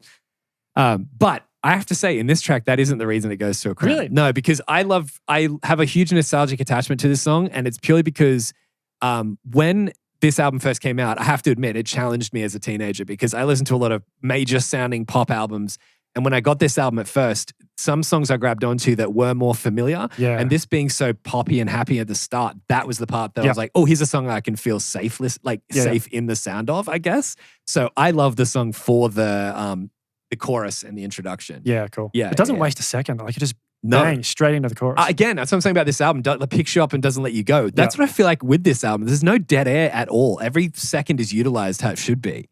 There's no section where you go, oh, they could probably have done with not repeating this or something like that. Well, and it's a short record too, right? It's only 30 minutes. Yeah. Something like that. I know you went to say, a half hour of power. We call albums that are 30 minutes of good stuff a half hour of power. It's like, well, we're literally talking to the dude who did it. So my theory is that any pop punk album should end at 30 minutes. Sam has this theory that every album should be 30 minutes. Pop punk album, for sure. Pop punk album. I don't know. I mean, if you can't say it in 30 minutes. Yeah. I mean, I've been liking doing this rating system with other albums. Like I've got that Rolling Stone book of the 500 best albums. And I listen to some of them like Stevie Wonder are 2 discs and they're like an hour 45.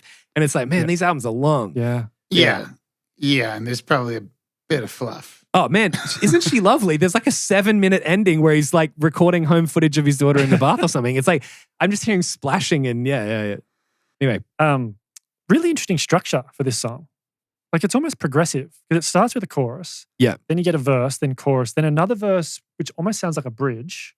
Yeah. Then back into the chorus. Then I think you get the actual bridge. And with the spoken word part with the statistic on teenage suicides. Yeah. Yeah. That section might be inspired by an Elvis Costello thing. I can't remember. Lipstick Vogue is a song off of My Aim Is True.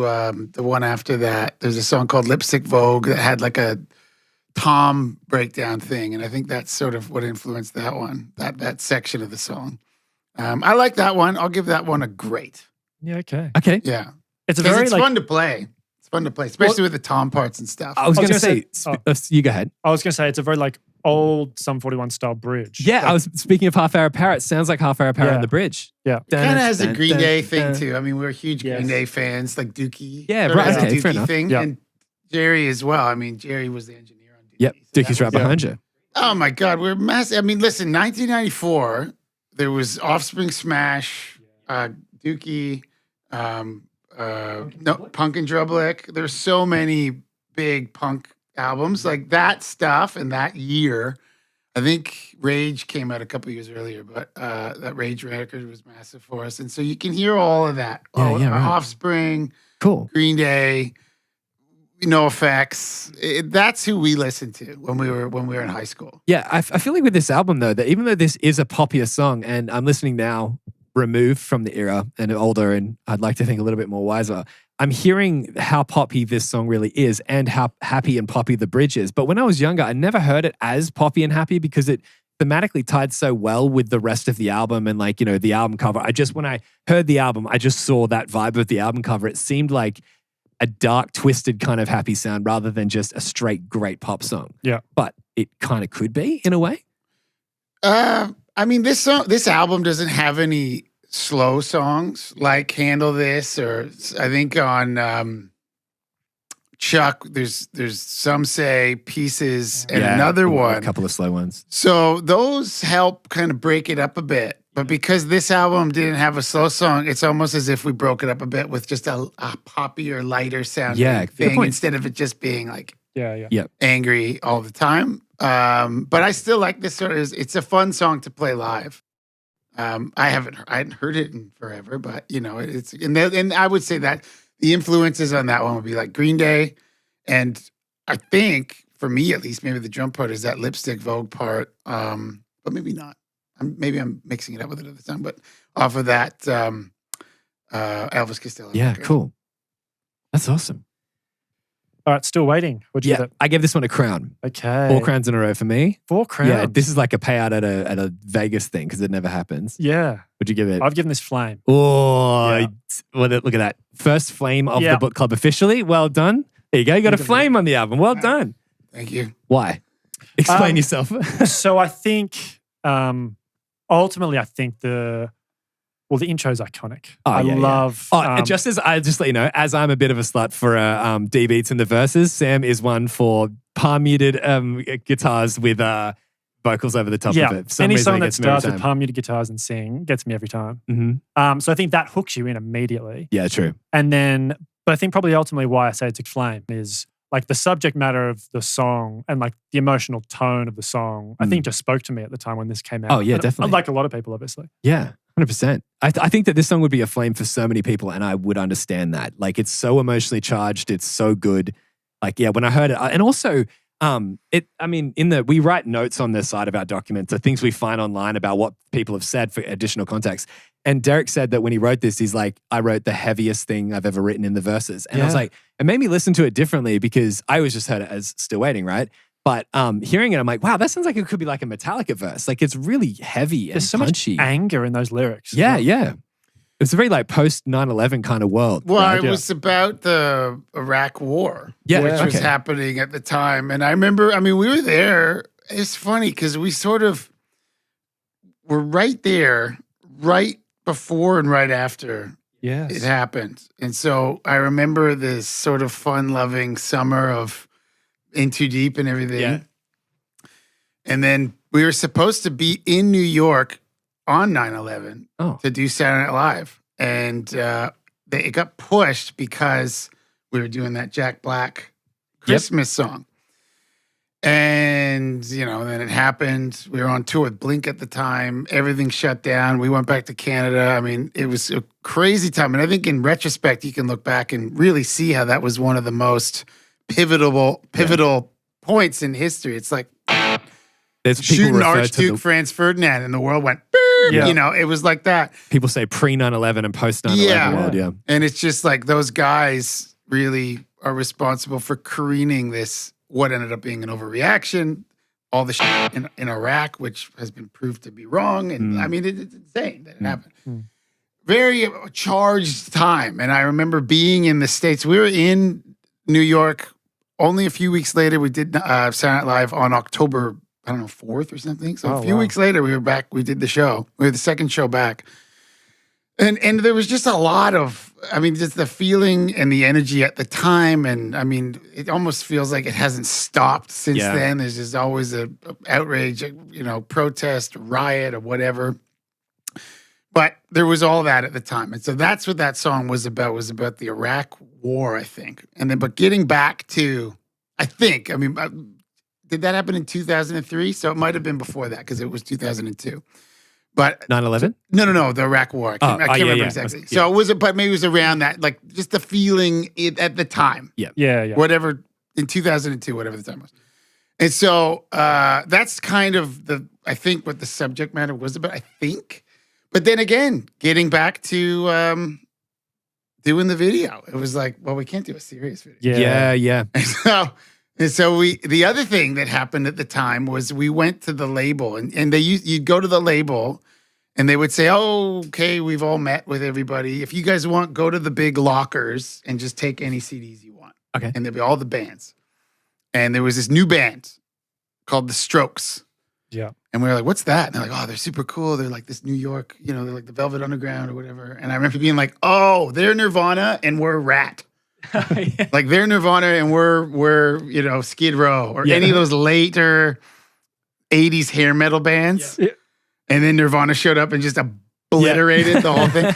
And I was like, oh no, nar. And foreshadowing. And we all were like, oh, okay, well, I guess that's where this is going. And then somebody, I can't remember who it was, thought the video idea would be, what if we did a video where maybe we made a joke about it. I can't remember. Like, what if maybe we should change our name to the Sums. And that's how that video came about. And that was another Klassfeld video. And I think, and if you watch last night, I think it is, with Still Waiting. It's the same set. Okay, yep. And it seemed familiar, but I don't think I've seen the last night film clip. It's a parody in a way of that one. But then we were all dressed like the Hives in a way, like we're all wearing matching shirts. So it was kind of a play on both those things. And that's maybe my favorite video, even though it's really simple. Compared to, let's say, In Too Deep, which was almost like being on a movie. Yeah, it's like a Hollywood set. But Yeah, Still Waiting was great. And video and song. I'm going to give that my first. I'm going to go Flame. Yeah, Nice. good. Yeah. I'm up to Double Flame. flames. I know. And that one sticks out. Just, I mean, it's a badass song. I mean, I never got tired of playing that one. The crowd always went bananas.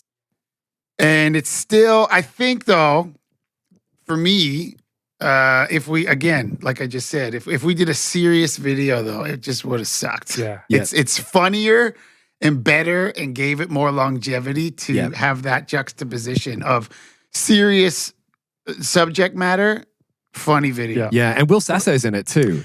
He's and funny, he was great. man. And he was really nice. I think he's Canadian. He was super cool. Came, we asked him to come. He did come. And lovely guy. But it was interesting watching him because it's not like we work with many actors. And he knew he was about to improvise. And he showed up. And I could tell he was nice and wanted to talk and stuff. But I could tell. He might have even said, like, I'm not going to talk now. He's in the zone. Because I don't want to, yeah. like I said to you guys when we got here, it's like, you don't want to talk yourself out. Yeah, yeah. Although I don't know if I've ever done that. But he didn't want to get the jokes out too early. Yeah, and so when we went into the record executive office for that intro bit, he just flipped a switch and was and ad-libbed all that. We didn't know what he was going to say. Really? Yeah. Threw the pack of cigarettes at me. Yeah. And like, That I can't see you. yeah, all of that Yeah. was just in his head, and he did it. And those were and they just told us to just, like, That's because I mean, act uncomfortable. I didn't know Will Sasso at the time when I saw the film clip, and then later on, I knew him as the guy in Happy Gilmore that challenges him to drive the ball, sort of thing. But then I later, didn't know that's who it was. That's Will Sasso there too. We knew him from Mad TV. Yeah, we didn't have Mad TV in Australia, I don't think, especially not when we were younger.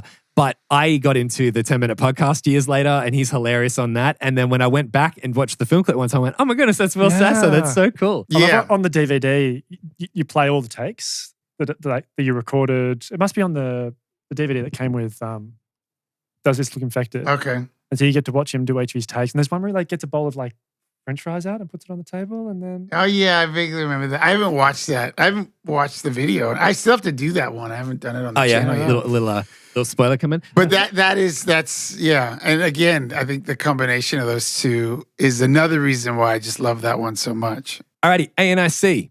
I gave this a great. Yeah, I gave this one a crown, man. This is one of the hardest hitting songs. I love this.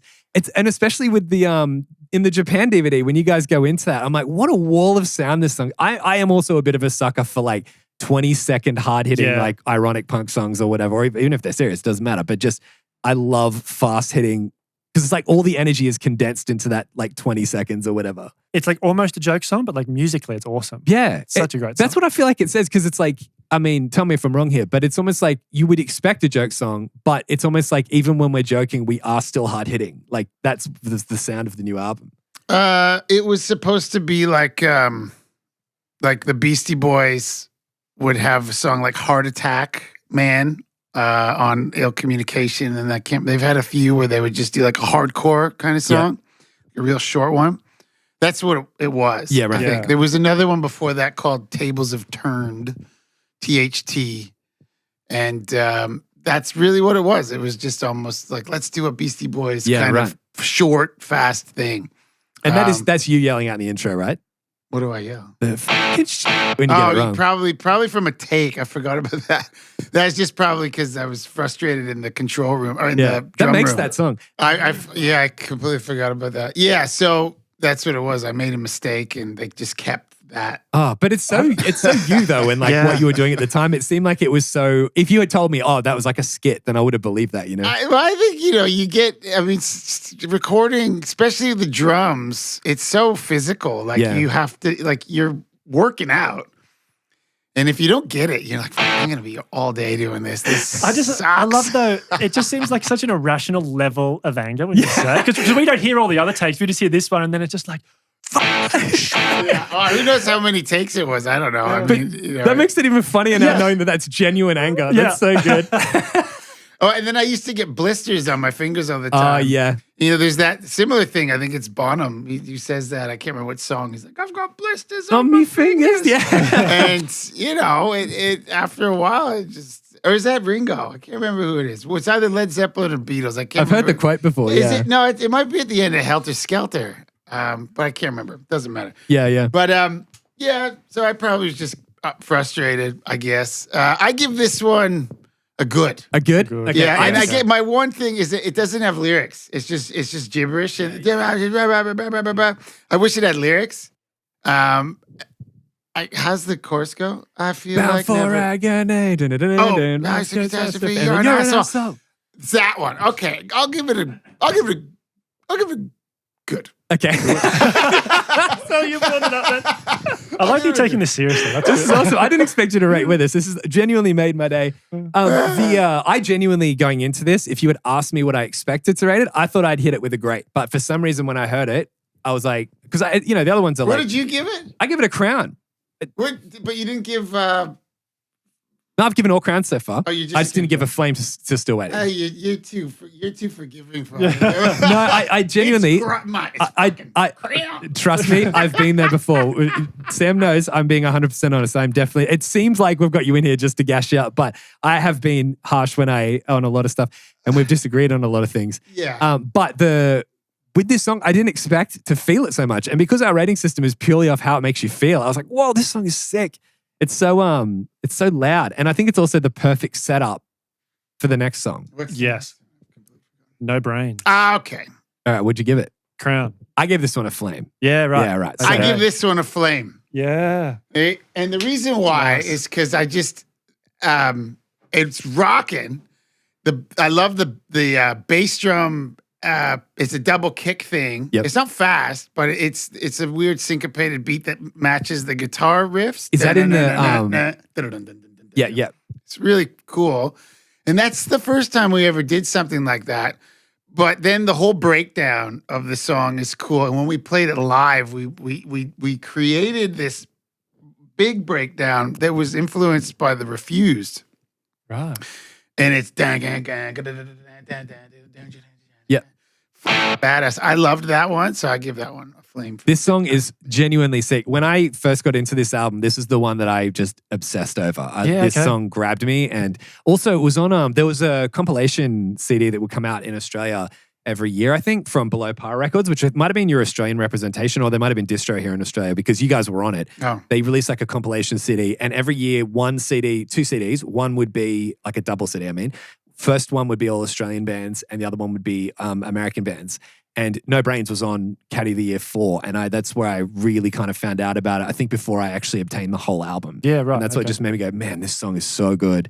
The start is just so powerful. Yeah. Like it just hits you in the face. It's one of the hardest hitting songs like ever in the genre. For Yeah, sure. I remember actually playing that. So after we did the Metallica thing, the MTV Metallica thing, we went on these European festival shows and Metallica was on them.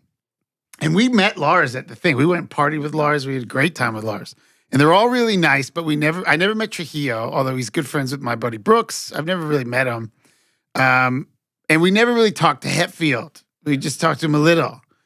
But one day he came and watched us play, and that's the song we were playing. And I was like, Wow. oh, thank God. Yeah. That one. Because Yeah, it's yeah. like Not got too deep. it's got stuff. Yeah. Yeah. Yeah. And he came up to me after, and he's a big dude. And he was like, some sick drumming. Yeah, what a compliment. Yeah. Because this one feels like the first song that really departs stylistically from like previous Sum 41. The other songs are like darker and like that sort of thing. But this Almost one, like the minor versions of poppier songs. Yes. Like you could flip the chord progression and turn it into a pop song if you wanted. yeah, whereas But this one, not really, but sort of.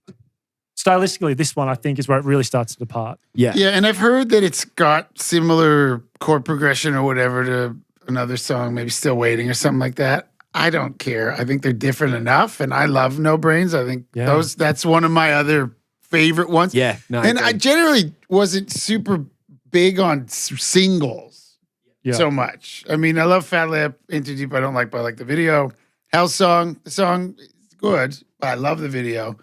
But Still Waiting is one where I love the song and the video. And then there were album tracks that I think resonated with fans that we could play and everybody would know. Like a real fan would know. And that was one of them. No Brains was one that we could play. And it's a deep cut. but people loved it. Yeah. And I loved that song. I still do. I think it's a good one. Yeah, I mean, it feels like the rest of the band might have felt that way too, because apparently I heard that the original title before Does This Look Affected might have been No Brains for the album. I don't remember that. Maybe. I don't remember. Yeah, I think there was I don't know where I saw that. I could be just making that up. But I said I love the verses and the space the pre-chorus gives the chorus. But and the chorus is amazing too, but the bridge, man, that sells it for me. When it brings down and does the pretty guitars and stuff, it's such a nice contrast that doesn't feel like it feels like it's pushing the same angry message, even though it's quiet. Well, I like that it keeps the energy up even during the softer sections because you've got the kick drum that's keeping the pulse. It's like built for live.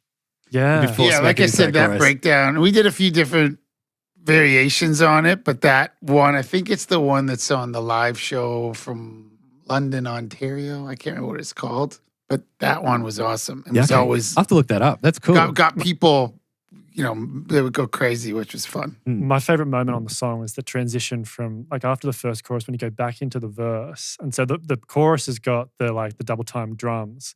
And then like the bass does the slide up to a high note. And then it goes back into that halftime verse again. It's like, it's so And he powerful. says it's no better today. It's like it's just back to being like it's like the next day in the story, so to speak. It's very cool. One thing about that song as well, like I told you, we played click track. We played to a click track live. We all did.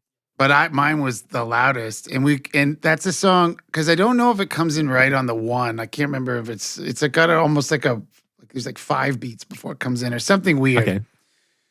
And when you play to a click, you could do those really. We might have even extended it, made it really dramatic when it's like I can't remember how it goes, but there's right before the last chorus, there's a big break. Yep. Ba ba ba ba ba. Goodbye, and it would go in. Well, you can make those big dramatic breaks and have it go, and the audience is like, just suspended in my ear. It's going go, go, go, go, go, go, go, and I'm just counting, and then you come right in. And that's how we got tight. You can do tight stuff like that. Yep. Yeah. That's cool. I something that you may not have picked up on that I loved, and I don't know if this is a conscious decision or not, but if it's a happy accident, it's perfect. The vocals before the guitar solo, when there's the then back it, dun, dun, dun, dun, save yourself this trouble. That's similar to the riff in Still Waiting, which is a cool like tie into the lead riff. Maybe that's what people were commenting on. Oh, maybe that it's a similar melody. The melody's reused or something. Thematically, it ties straight into it, and it just lines it up, and it makes it so awesome. And then the whammy pedal in the guitar solo too is such a stylistic choice. To your point before, it was right up before, then goes to the soft bit. Dude, I love this song. I could talk about it all day. Yeah. And as you were saying before, like it's the perfect place to put it after A.N.I.C. because it's like that's super fast, a bit more erratic. And then this one, it's slower and it's like punchy. It's charging. It's like this got tank. That pulse to it. It's like a tank going around. Yeah, this is a good and one. I like how it just has some unexpected parts. I mean, A.N.I.C. is very much like, you kind of know where it's going. Yeah. Whereas this has some surprises, which is fun. Yeah. I think this is it's interesting you say it's a deep cut because you're right, like it is, but not a single. But to me personally, like it's such, if people talk about like my favorite Sum 41 songs, this is up there. So like I don't have to think that deeply about it, but it's interesting. I don't know, thinking outside of your own perspective to where it sits in the world. Yeah. Well, I think that's why I like this album because I don't care. I don't listen to the radio. Yeah. I like, songs on the album. And this one for me happens to have a lot that I like. Yeah, very cool. I mean, A.N.I.C. is fun and it's, but it's in a way like, I don't want to say it's a throwaway song, but it's like, this is just like a fun 30-second it's a fun 30 seconds, yeah. Whereas I think I'm familiar with this song and then 45 and then where that goes from here, I think is where I, as a listener, would be like, this is cool. Yeah, This is some cool shit. Definitely. Alrighty, all messed up. I said great. Yeah, I said great. So there you go. My crown streak is over. You broke it. Yep. But it's not that it's a great song. It sounds like when you put it down one, it's like, oh, what, you don't like it. No, I love this song. These ratings are very inflated for this album. I said I really like this song, but it's just I like it a little bit less than the other songs on the album. I still really like it though. Very old Sum 41. Yeah. I think I've read in Derek's book, he said this was the first song he wrote. Oh, right. Okay. Maybe it kind of makes sense. Yeah, it does. Right? Yeah. Tying the old song to the new one. Like it kind of sounds like it could almost have been on All Killer. I maybe made that comment when I did my I ranked all the albums. It sort of sounds like that. I would say this is like a good one. Okay. It's not I don't think there's anything wrong with it. I think maybe it's just coming out of No Brains, which is so badass. Yeah, it's kind of hard to follow. Yes. Yeah.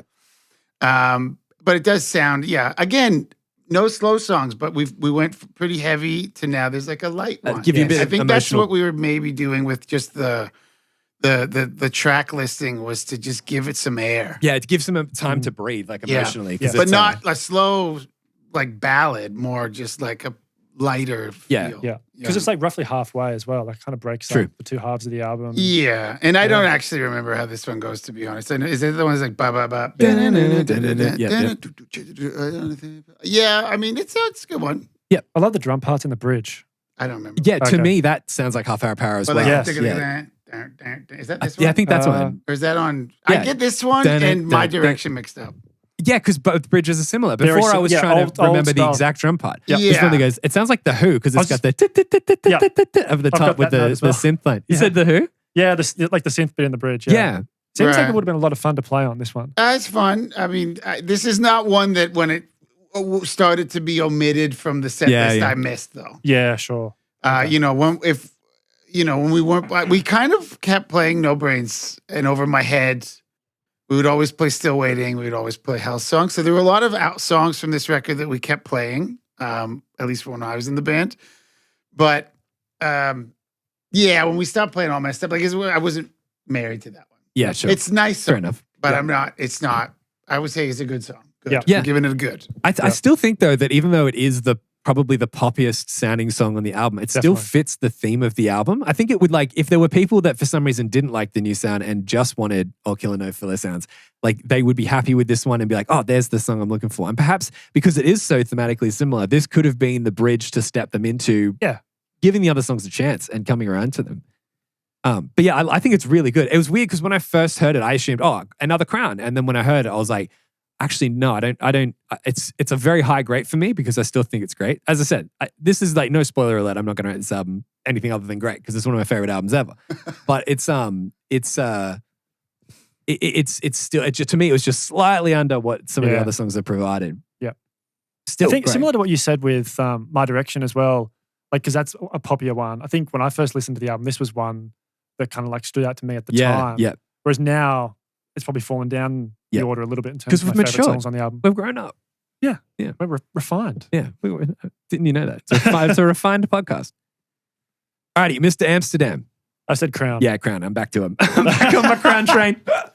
I can give this one Flame for me. Oh, good. That's awesome. But because this one, I mean, the drums are interesting, the double bass stuff, and it just this is a very no effectsy kind of it is. sound with it. Like they never played with a double bass, but it's kind of like a no effects thing with the double bass, and so it's very similar sounding to the stuff that we liked when we were kids in high school, and I just think it's a badass song. The way you choose to start this song with the dun yeah. dun is so disorienting when you first hear it Yeah. because you don't know where you're going, but it's so good. Yeah, and It's, they're weirdly syncopated. Like some of it's off. Like I can't remember how we counted it, but it's unexpected. 100%. It's unexpected. And great songs, I think often it's like a joke or something. Like you don't see the next part coming. Yeah. Yeah, that's a good way to necessarily. put it. So That's really that good. one has all sorts of stuff, and that whole break. Yes. And Yeah, then yes. we put that And reverb on the snare. that Then it goes into the fast bit. Yeah. the next bit dun, dun, dun, dun, Yeah. reminds me of The Haunted, which is like they're a metal band from back in the day I used to listen to, and their Made Me Do It album that takes me back to that album, which Yeah, is right. such a weird reference. And Yeah, I don't know who that is. The So whole- for us, it would have probably been, I don't know, maybe Metallica. Or something Yeah, yeah. like that. It's very cool. It's such a progressive bridge section. It's so good. Because you open with this on the Live in Tokyo DVD as well, and I thought that was when we popped that on, I was like, what an opening choice! Yeah. Like it's so punchy and like it sounds like a dark haunted house with lightning coming in. Like it fits the vibe of the album cover. It's so cool. Imagine if this was the first track on the album though, with those cuts That's at the start. genuinely- You'd be like, what? Exactly. So that's what I was saying before about not expecting the Hell song to be the opener. If this Yeah. was the opener to the album, that would be a statement of like, listen how different we are. Yeah. But yeah, with the Hell song choice, to me, it was like, oh, okay, that makes sense. Yeah, to I But with don't those know. shots in particular at the start. you'd be kinda Yeah. like, this is... I Did my don't sound remember. skip? I don't remember if that was even a contender as the Yeah, opening right. song. Maybe it was, and then maybe we thought, let's let people ease into it. I really don't remember. I think unlike some of the other Crown songs on the album that have like really big iconic choruses, this one doesn't really have that. It's just like it's got so many really interesting parts to it. That's what really makes this song amazing. Yeah, I don't tell you the truth. I don't even know what is the chorus. It's Off the top of my head, I can't. I have to run to it in my mind. Yeah, I mean, it's great. Like I the can stop melody is believing the good. word is never said Yeah, yet. but it's. I think it's the instrumentation that I like. Yes, it makes That's you what feel I like something. about this song. It's not that I don't like the vocals and the melody. I do. I think they combine together to make a really cool thing, but I like the instrumental parts that play off the vocal. Yeah. I really think this might be the hardest hitting song on the album. Yeah, Like, it's it just a punches you in badass the song. stomach the whole way Yeah. through. I love that one. Yeah, Flame. I'm giving it a flame. Yeah, one of the questions I got that they said they have been racking their brain for 23 years wanting to know about this, and it puts a lot of pressure on the answer, which I don't know if you'll have. What do the voices say in the intro before it's all garbly, like before the first verse comes in? And they've said that they've tried to reverse the vocals, slow it down. They want to know if it's like from TV shows or movies or what, if it was a production idea. I don't know. I think that's Derek. I think that's him talking. So I don't know what he's saying. And Yeah, right. to be honest, I've never thought to ask. To be honest, when they said that, I was like, what vocals before the verse? Yeah, you barely Because notice it. they fit in so well. Yeah. So Yeah, it's through the yeah, part. at the very start. No, I don't know. Yeah, right. Okay. Not sure. Alrighty. Thanks for nothing. I gave this one a crown. I said Flame. Wow, how many For flames this. is this for you on this album? Two. Two. Is the second. Oh, there's just been a lot of flames being thrown around. Yeah, We're a bit flame giving out happy. flames. Flames are rare, man. Like most albums we do, we come out to the end of it and there hasn't been a flame. So, Right. Yeah. So it's pretty crazy for them to be thrown around so much. Thanks on the for first nothing episode. is the song, right? So Yeah. is this the one with the rapping on it? Yeah. Yes. Yeah. I don't like the rapping on this song. Okay. Yeah, I yeah. never liked it. I like the song because I heard it recently. Someone was like, you should do it. It has a double bass thing in it, which is really cool. The rapping isn't my favorite. And because I think when we did Fat Lip, the rapping parts were funny. Like, Yes. you know, what was like, I just did one. What was it? It was when I wake up like a pan of bacon, start off the day with my arteries shaking. Or, That's what we're all about, isn't it? Yeah. That's what we're all about. yeah. Yeah. And then the beginning of Fat Lip, which is like storming through the park like my name is Annie. Like those funny kind of play on words and things that we would do. This one's more like statements. This was more closer to Linkin Park or something, yeah, where it was just like, this is a serious song and we're seriously rapping about it. And I don't like that. And Yeah, I don't okay. like Linkin Park. I like the Beastie Boys, Right. you know? And so that aspect, even though it's me rapping, I remember saying to the guys, like, I don't really want to do this. right. Why don't, like, Derek, you should just sing I was going to say, he does your parts live, right? Maybe, yeah, I don't know. When we did it, when I was in the band, I did it, but I think if they played it after I left the band, maybe he did it. I don't know. On the Japan DVD, he does that. On there. Okay. And I was don't like, know. and that was confusing to me because like, I'm not sure why that might But be. I remember saying, like, why don't you just sing over this? Like, Yeah, you're yeah. the singer. Be Yeah. the singer. I don't need to do the rap. Was he wanting to channel Fat Lip? No, I think I don't know. They wanted to just, it was what they had in mind for the song. And at the Yeah. time, I just remember saying, I don't think I need to rap in a song like this. I'm okay being the drummer. Yeah, yeah. Like maybe you should sing it and just, this is a song that you just sing the whole song. And so I always found it a bit cringy, but that's me because I Okay. just was like, if it's not me rapping in a funny way, I don't want to do it. Yeah, okay. So I will say though, like musically, it's like the chorus is a big chorus. I love the breakdown. I will agree. still give it a great. Okay, good. Yeah, cool. But if it's good, it's because I don't like my part. Yeah, yeah, You know? self-conscious. I like the drumming. I just was never sold on the rapping in that song. For me, it has real like nostalgia vibes because when I listened to this album initially, this was my favorite song. Okay. I listened to this song a lot. And I think like, again, similar to Still Waiting, like the subject matter of it kind of spoke to me. Yeah, right, In okay. a way. Definitely. Yeah. So I always felt a connection to it. One of my notes here is that it's one of my favorite choruses on the album. Oh. Like, yeah, the chorus is huge. Big Yeah. chorus and like it's cool. And I know people love it. And there's a kid who had like a fanzine or whatever for years called Thanks for Nothing, I think. It Yeah, was right. his web page, like a fan page thing. Cool. clearly resonated with him. Yeah. I'm just saying from the whole time I was just like, I don't like my rapping part of that. Yeah, It's also such a good use of that 6/4-1/5 chord progression. Yeah. Like so like melancholy, but really melodic at the same time. Yeah. Got that great guitar hook when it comes in as well. I have a note about drumming here. I said that the drumming doesn't let up on this album. It's always so solid. It's a flowy when it needs to be. Oh, sorry, flashy when it needs to be, but always tasteful. And in the bridge was an example of that where I felt like it could be, like you could have overplayed, but with the double kick part of like how flat out that is, it's flashy in itself. But we were talking about this before, and you said about it being like choosing to be tasteful with like the flair. And I think that was a really good example of that. Was in the bridge of this album. Yeah, I mean, I think we always just came from the approach of this. What is the best thing for the song? Yeah, yeah, Not yeah. I want to do this because this is what's great for me. Yeah. I mean, like the rapping. Like I could have been like, I want to rap on every song. Yeah. I didn't. I was like, like I don't know if I want to be a rap rock band. We did that as a joke. Yeah. That's like initially that's where it came from. Don't know if this needs to be the band.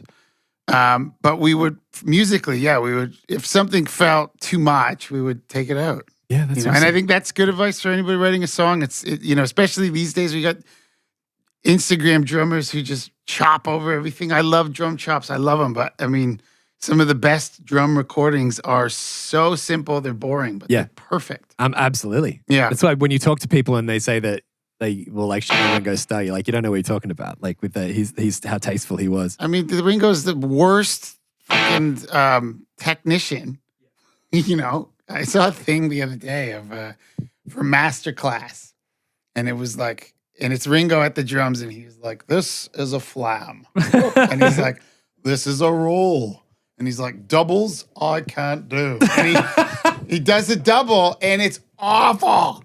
And everybody in the comments is all of a sudden a fucking, expert. They're like, fucking guy sucks. It's like, you don't go to Ringo for technique. Technicality. It has nothing to do with it. Yeah. The thing about Ringo that's incredible is his musicality. Exactly. That is why Ringo's the best drummer. I go to Buddy Rich or whoever, put Buddy Rich in the Beatles, it sound like dog shit. It's like, it's too much. Too much. But Ringo would, because he's also the perfect example of a self-taught rock drummer who doesn't know how to play his own instrument. He is a left-handed person, right? He plays right-handed drums because he didn't know not to.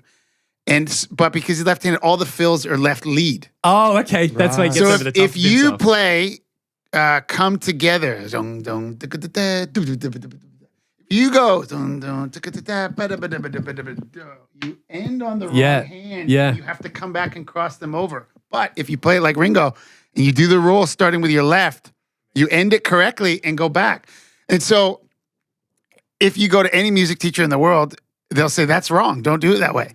But that wrongness is him. Is the thing. The other thing about Ringo that makes Ringo fucking awesome, none of those records were done to a click track. Oh, yeah, right. None of them. Yeah, yeah. He's the click track.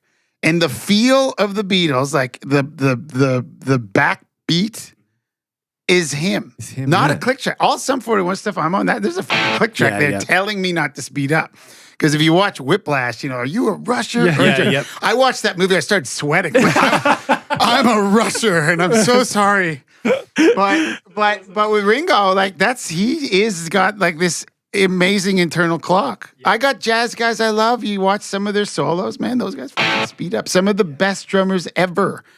Ringo on time. So if it was like a video game, his stats are just all in that, Yeah, and it's like these interesting linear grooves, that are very unique to him, and it's a creative approach. Creatively, yeah. It's a musical approach. What's the best thing for the song? And it goes back to what we were talking about before about the EPK. What's a different way you can do it? If it was me, I probably would just been like, do play through it. He was like, how can I add this? It's almost more like percussion. Yes, that's a good way to put it. In some songs, not all of them, but a lot of them, it's percussion, and that's why I think he is not. I would never go to Ringo and be like, teach me how to do a double roll. I could teach Ringo how to do a double roll. You'd say, teach me how to think about I'd be like, music. teach me how to think like Ringo, so I can come up with a fucking kick-ass song like Octopus's Garden. Yep, a banger. Yeah. Flame. Alrighty, so Hyper-Insomnia-Para-Condrioid. Hard to say. Yes. I gave it a crown. Easy to rate. I gave it a crown too. This one, honestly, was one of the songs that, when I first heard it, grabbed me from the album. I thought it was so good. But before we get into that, what's the story behind the title? I don't know. I think that Derek came up with the title. I don't know what it means, and I don't remember where it came from. But I love this one. I mean, these last three flowing in from one to the next are great to me. They're just fun to play. Although I think the next one, I don't think we ever played it live, or maybe we only did sparingly. But this chunk of three at the end are strong for me. I just think they're cool album tracks. Is this the one that's like silence? Yeah. Great song. Yeah. A great song? Is that what you're putting it? No, I'd say this. I would say, Crown. Yeah. Like Flame. Like, I just think these ones are great. Yeah, like, yeah. Up there for me. Yeah, love them. I just think it's cool, even though it's clearly not a radio single. Yeah. But I don't care. Like, there's different kinds of songs that are appealing to mainstream audiences. I just think it's cool and it's fun to play. And I think we did a tour where we played the whole record, and that might have been the only time we would play this one frequently. I can't really remember, but I love it. It's a good one. Yeah, I think that I have a theory with like how the music industry shifted, but one of the things is that some of my favorite albums ever were the albums that I didn't love when I first heard because it challenged me in a way. But because you saved up money to buy the album, or you didn't have access to a lot of music, you would just give it another chance, and eventually you'd learn to grow with the music itself. And this was an example of that. When I first heard this album, I said before, what was the one? Was it My Direction, I think? Like that grabbed me because that was kind of poppy. Maybe all messed up a bit. But this one, when I heard that, I expected there to be this like real major happy chord progression, and it wasn't. And that was when I was like, oh, I expected it to be something else. But then I stuck with what it was, and I went, oh my goodness, that's better than anything I could have imagined. And that's why I really ended up loving this song so much when I was younger. The drum beat you do underneath that guitar part when it first comes in is really cool.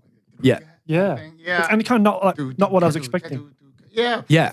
I just think I like how it sort of has a halftime-y feel, even though it's upbeat. And then when it kicks into Derek's vocal, it's really driving. I like that one. I like how, I don't want to speak for him, but I think that one's hard to sing, because it's like, really hard. The next one too, I think, is hard to sing. But yeah, these songs I think are just great album enders. They're big. Yeah. Oh yeah, yeah. hard Usually sounding, albums end and up like 3 in a row. Boom, boom, exactly. boom. They start like petering off by the end, but that's not the case here. I think it ends strong and it sort of starts here. What was the last song? Hooch. No. The song we did before. Just before this one, it was Thanks for Nothing. Yeah, and then before that, Mr. Amsterdam. So it's kind of like not any of them. None of them are a radio single. Yeah, but there's a one after the other. None of them drop the pretty ball. badass. Yeah. That's why I think I like this record. So yeah. I've written a note here that I think this might be my favorite verse on the album. Cool. Yeah. The one where he comes in with the losing my mind with the guitar underneath it is so sick. Yeah, this is a cool one. I've always liked this one. I just think I'm trying to think like what were we listening to that maybe influenced it? I can't think of anything specifically, but whatever it was, I'm glad. Because I just like it. I think it's cool. It's I love really cool. Like the cuts that you do before each chorus. That's my last note. Yeah, the number of beats change each time, so it's like kind of builds anticipation when you're waiting for the chorus to come in. Waiting for it to, you hear it is, no, it's not, and then it drops you and picks back up. Yeah. But and it goes down. It's so good. Yeah, this one's one of my favorite. And this is one I maybe don't remember as much as I would Mr. Amsterdam or something, but it's cool. Yeah, no. The bridge is what pushes this into Crown territory for me. Yeah. Like, that first part of the bridge is that really like big emotional halftime bit. And then there's like the section with the cuts and the yelling vocals where it's like, it's a never-ending story. Oh, yeah. It's like hardcore. Yeah. Like it goes like hardcore. Yeah. That's cool. No, I love this song so much. This one was on repeat. What? Well, you're right. Thank you. Thanks. That's all you paid me for. I'm out of here. No, this song and No Brains were like on repeat for me when I was younger. Yeah, I cool. told you I was notorious for buying an album and then listening to like 1 or 2 songs. But I You're ended up listening to notorious the as whole well thing. for like if you're showing someone an album, you'll show them like 30 seconds of one song, then skip Do I? down here. And, do you see there going, I just want to listen to that song for a minute. Can I finish this song before we move on to no one? Life's too short. Keep up. Yeah, I like this one. It's strong. Bringing back memories, playing them. Yeah, it's just it's Derek's vocal, I think, that really like that. Yeah. Fucking great. Like it's just the whole thing's really driving. Yeah. Honestly, I feel like this album is the one where you realize like that Derek's voice was built for this sound. Like, yeah, using it on the other All Killer No Filler stuff works, don't get me wrong. But when you hear it, like, it's perfect. Like, if you were to design a voice for this sound, it'd be his voice. Yeah. Like, perfect mix of like great melodic singing, but great yelling singing as well. And he had to work at it. I mean, it wasn't something that he could just do. I mean, first, you know, none of us. It wasn't just, I mean, there was potential. Yeah. Do you know what's really but you like, have to develop it. Yeah, it's weird though, because bands like you guys appeared on the surface like you just had heaps of fun. But other bands who wanted to be at your level that were local bands that just dreamed of reaching the levels that you guys reach. I'm not saying they were close at all. It's almost like you come into it being like, oh, we can just have fun and muck around too. But they don't realize how much hard work goes on behind the scenes and the chops and how tight you have to be at that level. Well, like people just assume that you just sound good on stage. It's not the case. Well, I mean, I remember we would always we had other friends in our hometown who had bands. And we would all hang out together and play together. And we would go over, like Cohen's the first band before he joined somebody went. Like we would go and they would just get high and kind of like jam for 3 hours. And we would write songs, practice songs, get the set tight, come up with set structure, like understand like the ebb and flow of the 100%. audience and stuff. And, you know, if you do that, and you still have fun doing it, but you actually approach it like, okay, let's get good. Then you can have fun and fuck around. Yeah, as long like you've as earned it. The other stuff is in place, right? Yeah, because you're 100% right. Your live sets show such an understanding and like expertise in understanding the ebb and flow of live energy. The songs always were exactly what it needed to be in the set, rather than following like, of course the ballad goes 3/4 of the way through. Yeah, I mean, sometimes it was based on what Derek could sing at that, like you want to warm up. Yeah. Right. And then other times it was based on what I could play on the drums before I got tired. Oh, yeah, okay. And then, but then also it was what's the audience going to be? Because we would know from experience, if we play this song, they're going to do this. Yeah, true. They're going to need a break before we do the next one. And that break, maybe you play a song like, I don't know, like Over My Head. I'm just throwing it out there, like where they get really excited. And then you go into something like We're All to Blame. They get very excited. But then, you know, you kind of want them to have a break before you go into the Into Deep, Fat Lip, Still Waiting, Pain for Pleasure. Like, you know, but even Pain for Pleasure is almost like a joke at the end. But like, you want them, each song gets progressively more and like fun and exciting. And you don't want to burn them out. And so you kind of have to learn and understand, you know, the audience as a collective group has their own energy level. Like physical energy. Yeah, you like don't as if expend it's it all. a person, but it's 1,500 people or Yeah, 15,000 people. Would you vary the set list much from show to show on a tour, or would it just be the same one? It would pretty much be the same. I mean, you might change a couple things. Just like tonight, we're not playing this one. Maybe Derek's voice was fucked up. Yeah, And you say, I don't want to do this one tonight. It'll fuck up tomorrow's show. Yeah, right. But generally, it was the same. And honestly, I mean, with Sum 41, I mean, a lot of the banter is the same too. The things that they would say in between songs, I mean, they would say in Seattle and they would say it in Madrid. Right. Whereas a band like No Effects, it's ad-libbed or blank. Yep. It's almost ad-libbed completely. Every single night, yeah. And sometimes it's hilarious. Other times it might go on a little longer. So there's pluses and minuses. There's like an authenticity and a spontaneity with the No Effects version. I've seen them say this several times before, but at least with the Sum 41 one, it was tight. Yes. So, you know, it was a tight show. And we could play. You know, that was the thing. Like the Metallica stuff, we kept having to prove it over and over again. But people would, you know, not everybody liked us, but often people who hated us would go, I hate them, but they can play. Yeah. And I'm like, okay, well, fair enough. That's all you can ask for. Fair enough. You know, because at a certain point, there is a level of competence that you can. It's just doing it every day. Yeah. If you do the same thing every day from when you, like we started the band when we were 15, and then for 20 years you do it all the time, you get good at it. If you don't f around to practice, if you play to a click, if you work on it at home and try to not suck. That's what you can ask for. Try to not suck. Yeah. I didn't get to that point. Alrighty, Billy Spleen. I said great. I said great for this one as well. Yeah. This one, I fucking give it another flame, Oh, baby. yeah? Another flame. I just love it. I mean, it's cool. Like that. These last three for Yep. me are like, Your favorite ones. Yeah, there's some about the way the record ends, especially because the drums have that. Oh, yeah. So from a drummer's perspective, it's a cool drum beat. This one I remember, we didn't play it much because it's nonstop vocals. Yeah. And I think they would trade Dave, because Dave's a great singer too.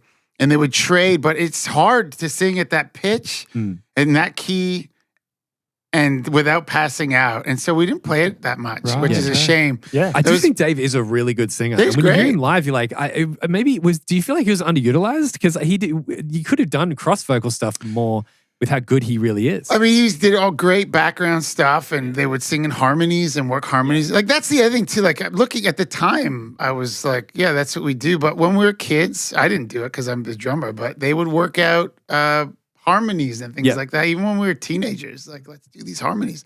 And Dave has a great ear and could do it.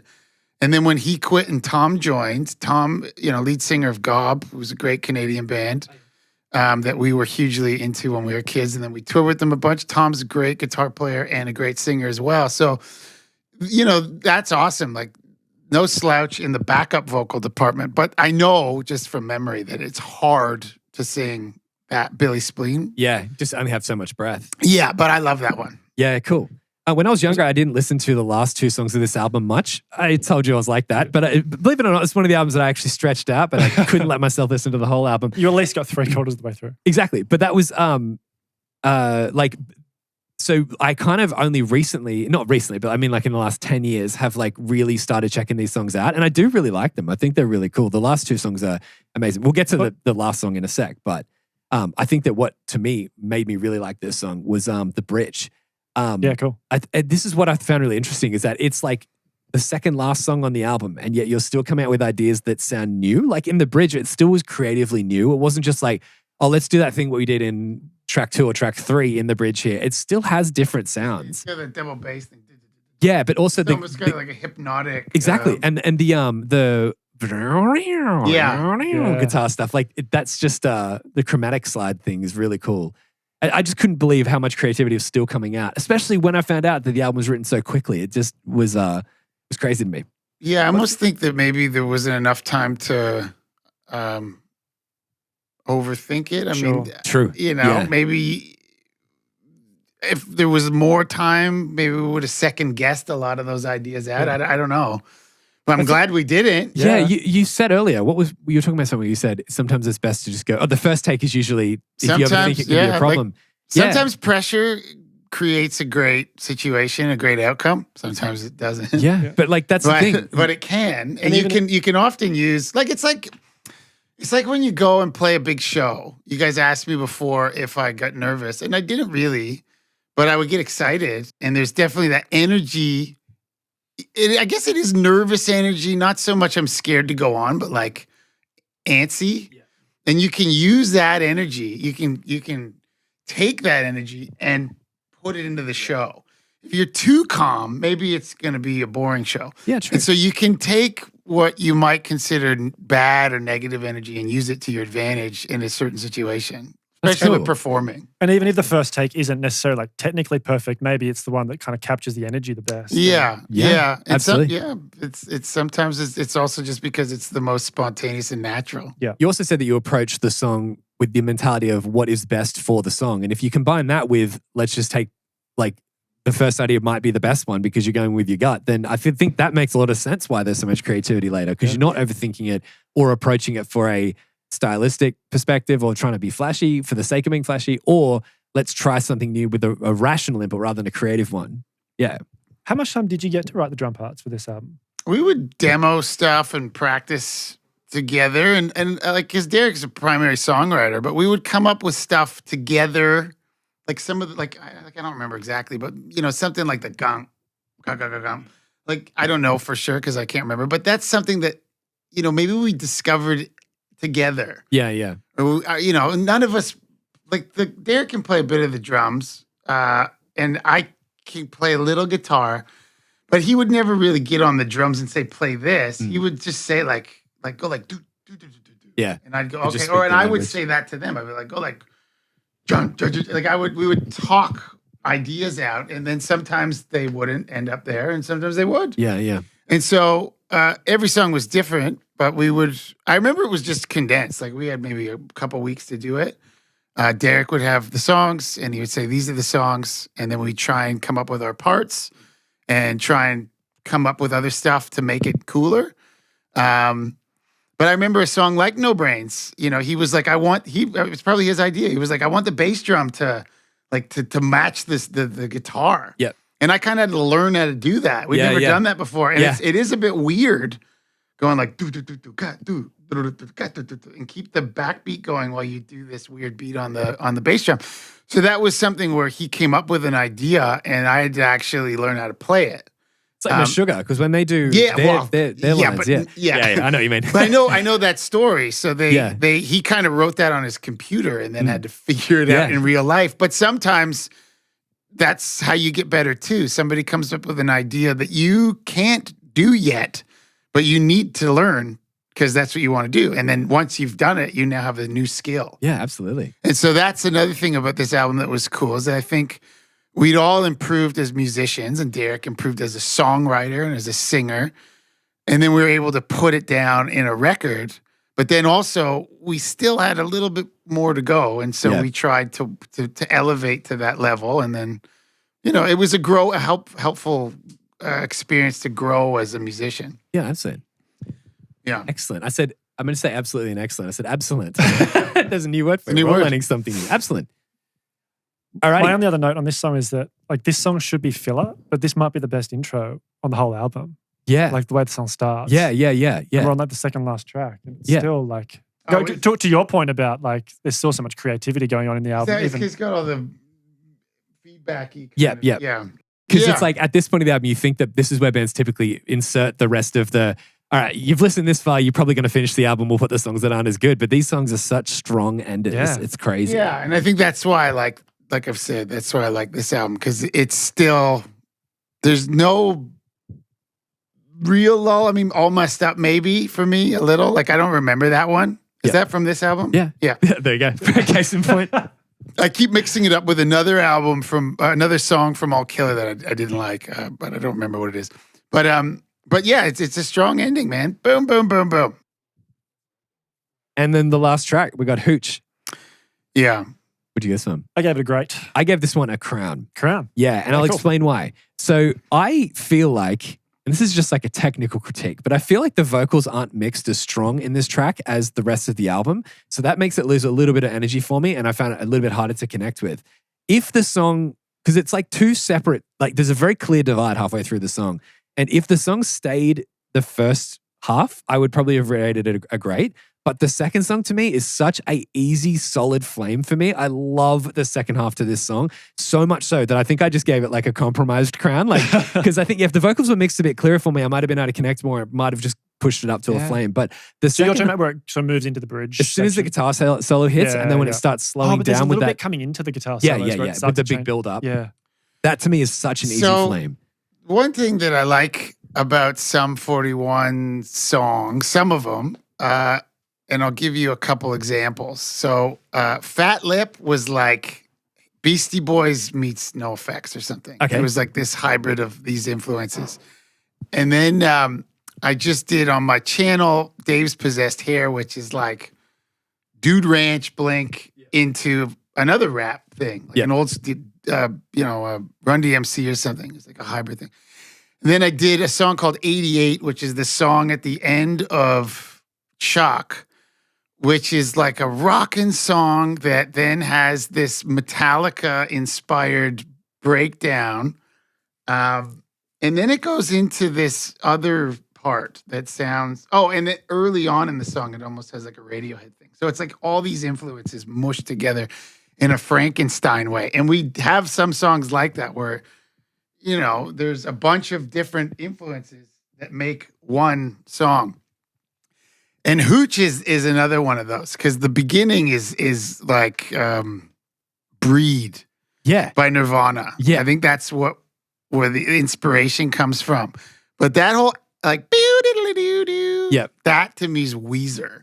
That sounds like that's a really good Weezer point. to me. And the first band that Derek and I were in, I joined, he had a band called Casper, which is very much a Nirvana Weezer thing. And so that ending of Hooch kind of makes me think, that's sort of that influence. Yeah. And then it goes into that slow, that beautiful falling slow, for you part, which off the top of my head, I can't remember what that influence was. But I mean, the Beatles or something. I don't know. And we would do stuff like that. And Derek would write stuff like that. And and again, it's unexpected and a surprise. And I think if people think of our band and all they know is In Too Deep, it was so much more than that. And when I think of these other bands that we get lumped in with, like Simple Plan or whatever, I don't know if they were taking those kinds of influences and playing with them the way that we did. Maybe they did. I don't know. I've never listened to a Simple Plan album. Yeah, right. But that Hooch, again, for me, I'm just going to go, I'm going to flame it too. Just because a strong ending, but that ability and fun with sort of taking other influences that we loved and combining them in an unexpected way. But there's nothing like the slow part at the end through the rest of the album. So you're right, it is such a new, again, like you're on the last song and there's still new creative ideas coming. And like the way it comes in with that like beautiful like vocal track with the guitars and the drums just slowing down, it finally, the album breathes and it's at the very end. Like it's such a good wrap-up song. And that's how Chuck ends too, right? Because it's got this crazy, crescendo at the end of 88, and then it goes into a quiet, extended outro thing that's also, it's almost like haunting, but still beautiful.